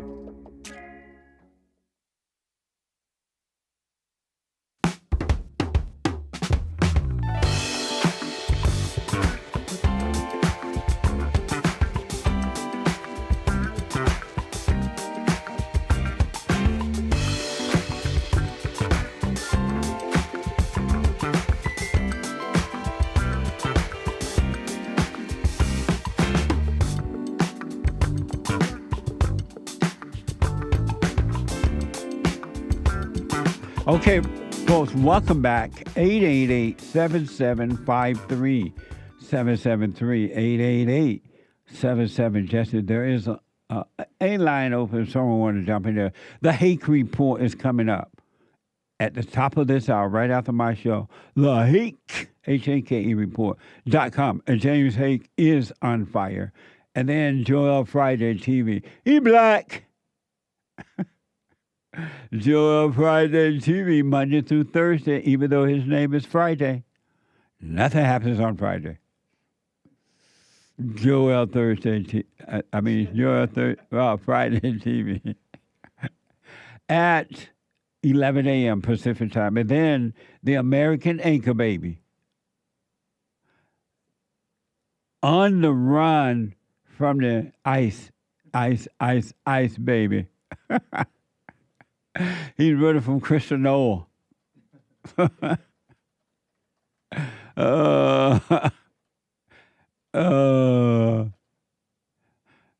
Amazing. He's happy Trump is in office, and yet he's on the run. Nowhere to hide, nowhere to run. And then, brand new episode of Punchie TV at 2 p.m. Punchie TV. Watch this. Does she look better with or without makeup? My girl, let me say with that. Be careful, Nick. You like the makeup and the fake boobs, fake butt. You like the plastic surgery. Enhancements are cool. As long as they're not overdone. Why do you have to get an enhancement? It's like you're lazy. They make a woman more attractive. Would you pick a 9 enhanced or a 7.5 natural? What does that mean? Because you want to have sex with her. Yeah. Thanks, Nick. Just there was some confusion I had to clear. This is RS one. Y'all can't watch that. Joel saying Fate B and Fate B. And then he asked about that. What the? But at 2 p.m. Pacific time. And then, good. While you're watching Punchie TV, you could be having your Punchie coffee. I have my own coffee now. It's amazing, too. Punchie's coffee. It's good. It is delicious. Check it out. Every dime you pay for Punchie coffee goes back to our nonprofit, rebuildingtheman.com. Rebuilding the family by rebuilding the man. Every dime goes back. So get your Punchie coffee by going to rebuildingtheman.com, rebuildingtheman.com/store. rebuildingtheman.com/store. Thank you. I want to go quickly back to Vicky out of North Carolina. So Vicky's husband is working on himself, according to Vicky. He left. Now Vicky want to know, should I divorce? What should I do? Vicky. Sure. So don't divorce. Forget about divorce for now and just work on you. Let him be gone and work on himself and let God's will be done. Okay. I still have the question though, since when he did step out of the marriage before, is that grounds for divorce? No. I mean, biblically or no? No. Okay. In the way I was brought up, and I'm not saying it's correct, but the way I was brought up was you don't divorce. So that's why I'm struggling with him leaving. But there is a time for divorce and there's a time to forgive, right? For right now, since you're not sure what to do, it's best to do nothing but work on you. Do you understand that you got to overcome your hell that you were already screwed up before he met you? Yes. Yeah, I understand, and I take accountability for my stuff as well. Yes, I understand that. And do you know that the Bible says if the other person wants to leave, let them go? Yes. So if the Bible said let him go, let him go. And don't even think about it and just work on you to overcome your hell. Don't think about him at all. Just wish him well so that you can work on you. And if he should come back, you'll be working on yourself. You said he was working on himself. Everything will be fine. Or whatever will happen, you'll be fine with it. Okay. And God did not give you a husband that you would have to call the police on. So when you say that, are you telling me that this marriage is doomed from the beginning, or are you saying that it can turn around? Because when you made that comment just now, I did have hope and faith that, if we both work on ourselves, potentially something may come out of it. Don't know, leave it alone, let go and let God. God would But not that give you a comment- husband that you will have to call the police on. God does not give imperfect gifts. Human beings give imperfect gifts. Your parents give imperfect gifts. God does not. So this idea that your husband is from God is an illusion. You're not from God to him, and he's not from God to you.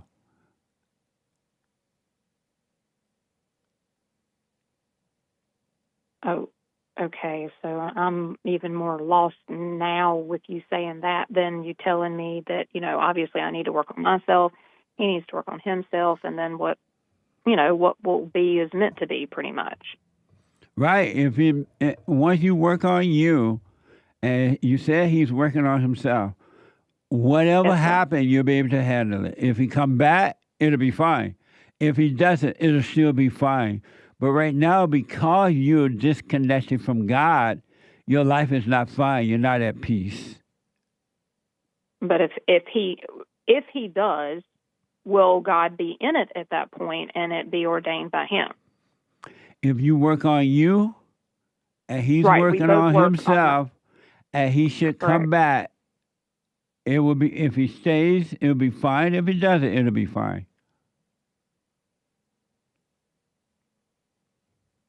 Okay. Thank you. Are you going to forgive your mother? Yes, sir. And when you see your husband, will you apologize to him for the hell you brought upon him? Because it has not been easy living with you.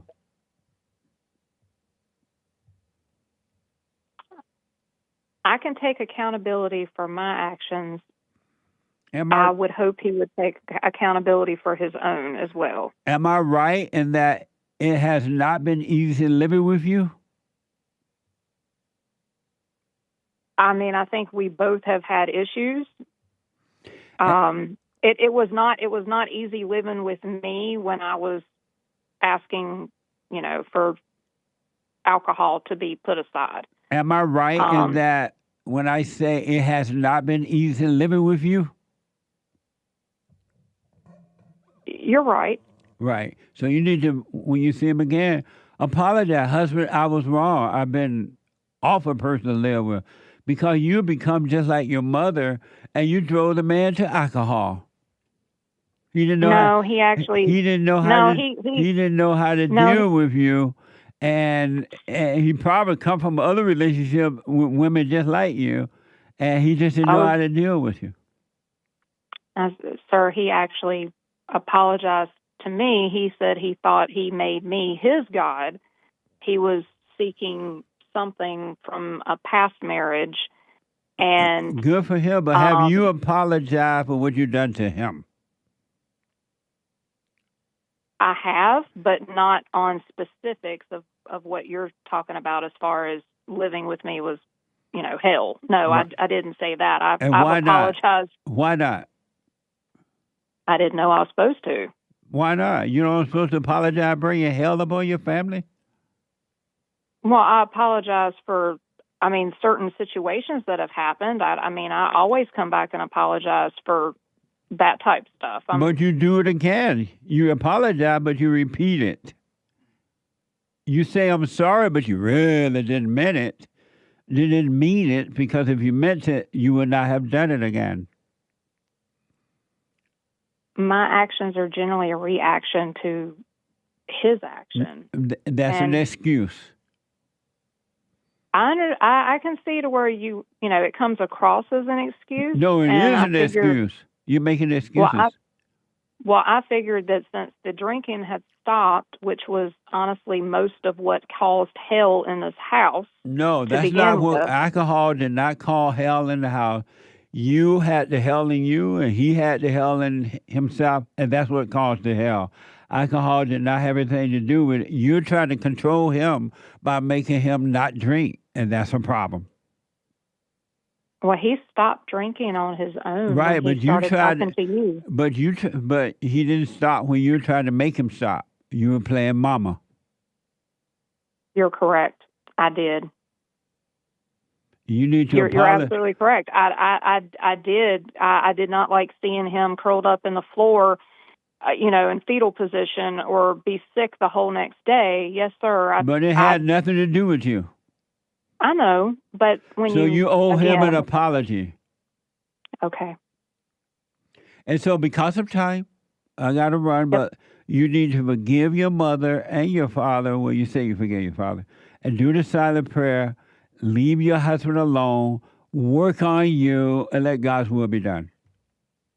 Thank you, sir. Have a blessed day. And don't be bugging him. Don't be calling him. And when he come back, don't be accusing him. Yes, sir. And Thank you. That makes sense? Yes, sir, it does. Do you disagree I appreciate with your time. Do you disagree with any of that? Am I wrong? I don't think you're wrong. I'm just trying to wrap my head around everything the best I can. A lot of it's very new to me. What? So forgiving your mother so God can forgive you. Can you wrap your head around that?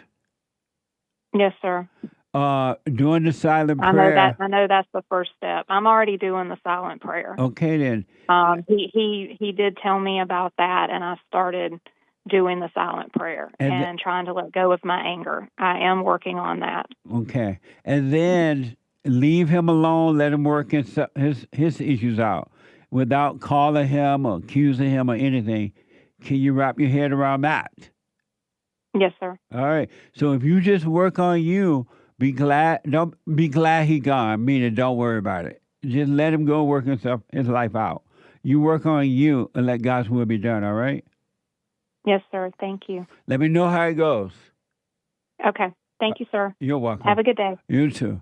Oh, amazing. 888-775-3773. Super chat.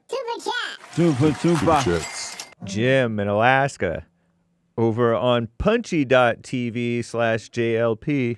Amazing. Good morning, all. I hope you have a great week. Great church yesterday. Smiley face. Thank you. It was, I want to say blessing, but that won't cover it. Thank you. Jake Hudston, 12 on D Live with a diamond. JLP is awesome. Amazing. Thanks for your support, helping us to help others. I appreciate it. 3 coffees from Bridget. New biblical question.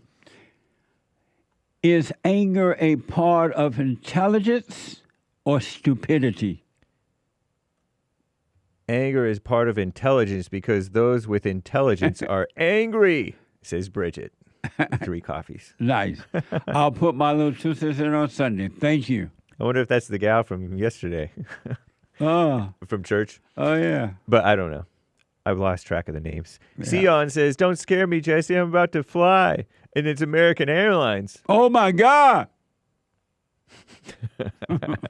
You better go on your knees and pray to the Father. American Airlines of all. No, I'm playing. I'm playing, Sion. No, I wish you well on that. Don't worry. 3 coffees. Thank you, Sion. Have a safe trip. Yeah. Tony Mango, 3 coffees. I'm ready to go forgive my parents. Who should I start with, Mama or Daddy? Thanks. Whichever comes first. When you see them, whichever first. They may both be in the same rooms at the same time. Both at the same time. Don't plan. Take advantage of the opportunity. I wish you well. Thank you. High Creek bought 5 coffees. Very Lord, generous. the creek don't rise. Thanks for the guidance. Thank you. Stay with it, stay with it, stay with it. Amazing. Thank you, High Creek. Yeah. Wayne from Texas, 5 coffees. Biblical question. Is anger a part of intelligence or stupidity? Anger is part of both intelligence and stupidity because intelligence and stupidity reside in the mind, and those who operate from the mind will have the spirit of hate and anger, he says. So it sounds like he's saying an intelligent person with anger is stupid. Sounds like it. Nice. I'll put my 2 cents in on Sunday. Amazing. Lori bought a coffee, answering the biblical question. Is anger a part of intelligence or stupidity? Anger is part of intelligence because thoughts come from intelligence and anger comes from thoughts, says Lori. Amazing. Very interesting. I'll put my 2 cents in on Sunday. Thank you. Shout out to today's top contributors on the D Live crew: Mav Angel, Jake Hudson 12, Cactus Eater Bear, Games for Wreck, Dawn of a New Day 777, Kid Combo 1, Misty, Kilo Alpha Tango, Wolf 336, Thule Bear, and the rest of the supporters. Thanks, guys. And I do believe that is all for now. Thank you. I appreciate it. Amazing. Hey, real fast, is anger part of intelligence or stupidity? Stupidity. What? Let me go to Joe, a first-time caller out of Florida. Joe, welcome to the show. You're on the air. Good morning, Jesse. Hey, good to finally Joe. talk to you. You too, buddy. So, I have a question as well, but I wanted to answer, or give my answer at least, to the biblical question. Is anger a part of intelligence or stupidity? So I believe that anger itself is stupidity. However, as far as being a part of somebody, I think it's a part of emotion. I don't think it's really a part of either. I think that a person who's emotional, will allow anger in and therefore behave stupidly. Amazing. That's what I think. But anyway, and I will tune in on Sunday to hear what you have to say about it. You are Right on. you're my church away from home when I'm not home, and I travel a lot for work. So Okay. I spend a lot of time with you guys, and I appreciate you. Thank you, Joe. Yeah. So I have a question, and I guess this when you have conversations with other folks. Come back to your phone, Joe. Oh, yep. Hang on. All right. You got me? I do, yeah. All right. So this is kind of a branch off of just listening to your show and hearing, interaction with other folks. But you ask people a lot of times, who are you? Right. And this is something that I ask myself. And since I don't know who I am, I don't know who I'm asking, right? What now? But I know. So, it's a really deep question when you ask it that way. And I'm just, I want to hear your perspective on it. Who are you? Or if I want to know who I really am. In other words, I understand that I'm not this physical being. I understand that I'm not my thoughts. And, you've helped teach me how to realize these things and be more present in life. And it has shown me that I wasn't a man yet. And I feel like I'm finally in my late 30s becoming a real man. And I would like to keep exploring that. And I want to know who are you when you're referring to that question? No one. I'm nobody. And when I do refer to me, it's just for communication purposes only. And so I do it in a state of consciousness, but I'm no one. There is no me. There is no you. There is no me. Right. I like that. And that actually makes a lot of sense. I appreciate the clarification there. You're welcome. Yeah. So I listened to your whole show today, so I kind of heard all your callers and stuff like that, and I think it's pretty amazing how, some folks have a hard time letting go of the other person in a situation when they need to look at themselves and read into themselves, work on themselves. They're always worried about whether the other person is working on themselves. That's the ego nature. The hardest thing for human beings to do is to look at the wickedness of their own heart. Human beings want to think that they're good when they know that they're no good. And because of that, they cannot be free. They can't walk out the prison door, even though the prison door is wide open. But they can't walk out because they can't and won't admit that they're evil. I see. Yeah, we certainly are. Yeah. Joe, because of time, I got to run, but will you call me again? Oh, you can count on it, buddy. I appreciate y'all very much, and thank you for your time. You too, buddy, and thanks for responding to the biblical question. Thank you for asking it. All right. Be well. Okay. 888-775-3773. Kenny out of Alabama. Sweet home, Alabama. Kenny, you're on the air. Hey, Jesse. Hey. Calling from Phoenix City again. Hey, Phoenix City. Could you ask me the question again, sir? Is anger a part of intelligence or stupidity? Anger is an emotion, and anytime you entertain an emotion or an intellect and you think you could understand it, that's stupidity. Amazing. All the way from beautiful Phoenix City, Alabama. And what I've noticed as I've worked on myself, and I want to thank you, Jesse. Y'all are awesome. What an amazing, amazing message this is. People don't want advice, Jesse. They want affirmation. They want you to agree with what they want. Yeah. Amazing. What a mess, huh? What a mess, man. And I'm living with somebody that I've learned to just let her die. Let her live in her hell. I don't let her affect me anymore because I know that's not her. Yes. And it's just so easy to forgive people when you look at it that way. 100%. You're welcome, man. Thanks for responding to the biblical. I'll put my 2 cents in on Sunday. You the man, Zoltan. Thank you, buddy. All the way from Phoenix City. Do y'all know I used to go to Phoenix City and work in Phoenix City? And I used to hang out on Ken Folks Corner. What the? Rick out of Virginia. Rick, welcome to the show. You're on the air. Ken Folks Corner will have some of the best breakfast. Justin? Hey, Rick. What's going on, man? Good weekend, man. Yeah. Listened to some of the service yesterday, man. It was interesting yesterday. And was it helpful? Yeah. You know what? It was helpful to me. Right. But you know how it goes, man. You know how people are, man. It's like I'm talking about you and you only. Oh, me? Yes. Right on. It helps me out. I think you asked me, did it help? I thought you talking about everybody, but yes, it helped me. No, you can't help everybody, no matter what you do. Most people love their misery, right. But I meant, was it helpful to you? Yes.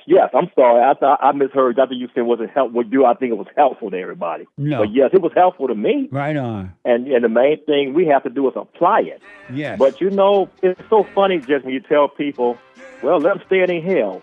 You know, people think you're being insensitive when you're saying that. How is that? Yeah, they think because people ain't used to hearing that. Like you tell people, well, let them suffer in this hell, or either like you'll say, well, let them suffer, and people are not used to hearing it like that, and people they think you're being insensitive.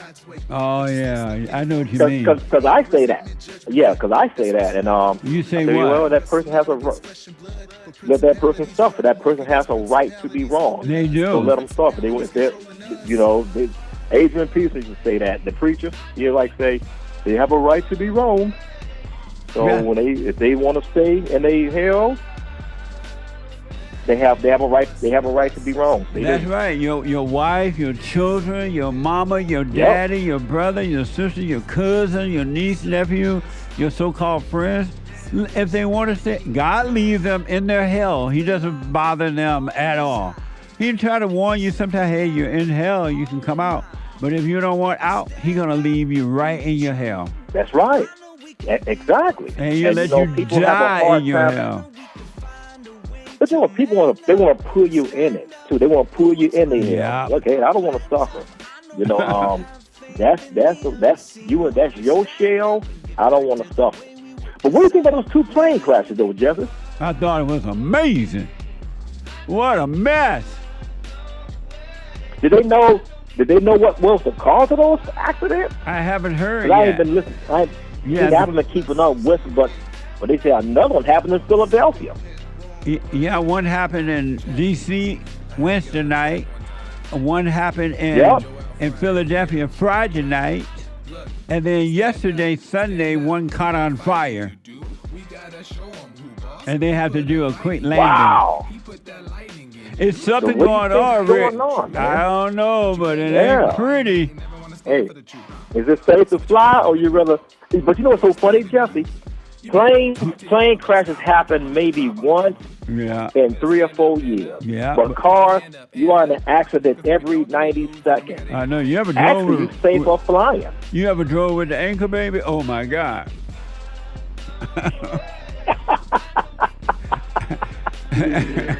Yeah. Right. How's the job with the anchor baby? Yes, sir. Oh, it's like flying a plane that's going to crash in a minute now. Rick, wow, but let me ask though. Rick, I gotta run. We're gonna get cut off. Call me again. All right. All right, buddy. Okay, love you, Jesse. Thanks for taking my call. Be good. You're welcome, buddy. I am so out of time. The Hate Report now, then Joel Friday, then the American Anchor Baby, and then Punchie TV. All right? Work on yourself, folks. You got to travel this road by yourself. You can't take anyone. Sorry, those weak people who got to have a crowd. You can't stand on your own. You're not going to make it. You must be willing to stand alone. Do the silent prayer. RebuildingTheMan.com says prayer. Forgive your mama and your daddy, especially your mama. I'll be back tomorrow. The Lord is willing and the creek will rise. Greg out of New York. Another Greg, first time call out of Canada. Someone just dropped. I'm out of time. Thank you for your super chats. Bye, y'all.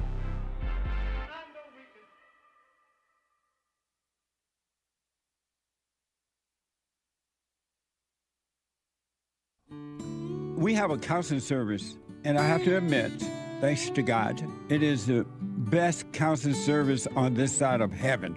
I counsel with men and women, families, individuals around the world. Most people are unhappy, they're miserable, they have rough lives, they're depressed, suicidal, young and old, of all races. I understand, I know why, and I do understand it. Because exactly what's happening in me is happening with everybody outside of me, inside of them. And I've noticed that with those who really, really, really want to understand, they overcome it just like that, out of one counseling session. If you need counseling, you can go to rebuildingtheman.com or call 800-411-2663. 800-411-BOND. Best counseling service on this side of heaven. You know, I'm 32 years old now, and I've been clinically depressed since I was 17 years old.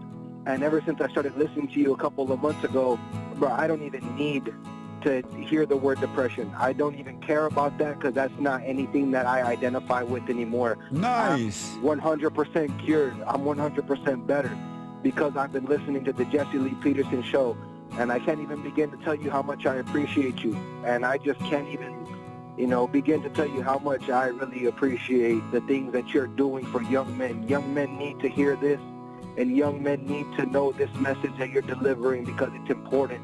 It's vital to their lives, Jesse. I just wanted to let you know that, man.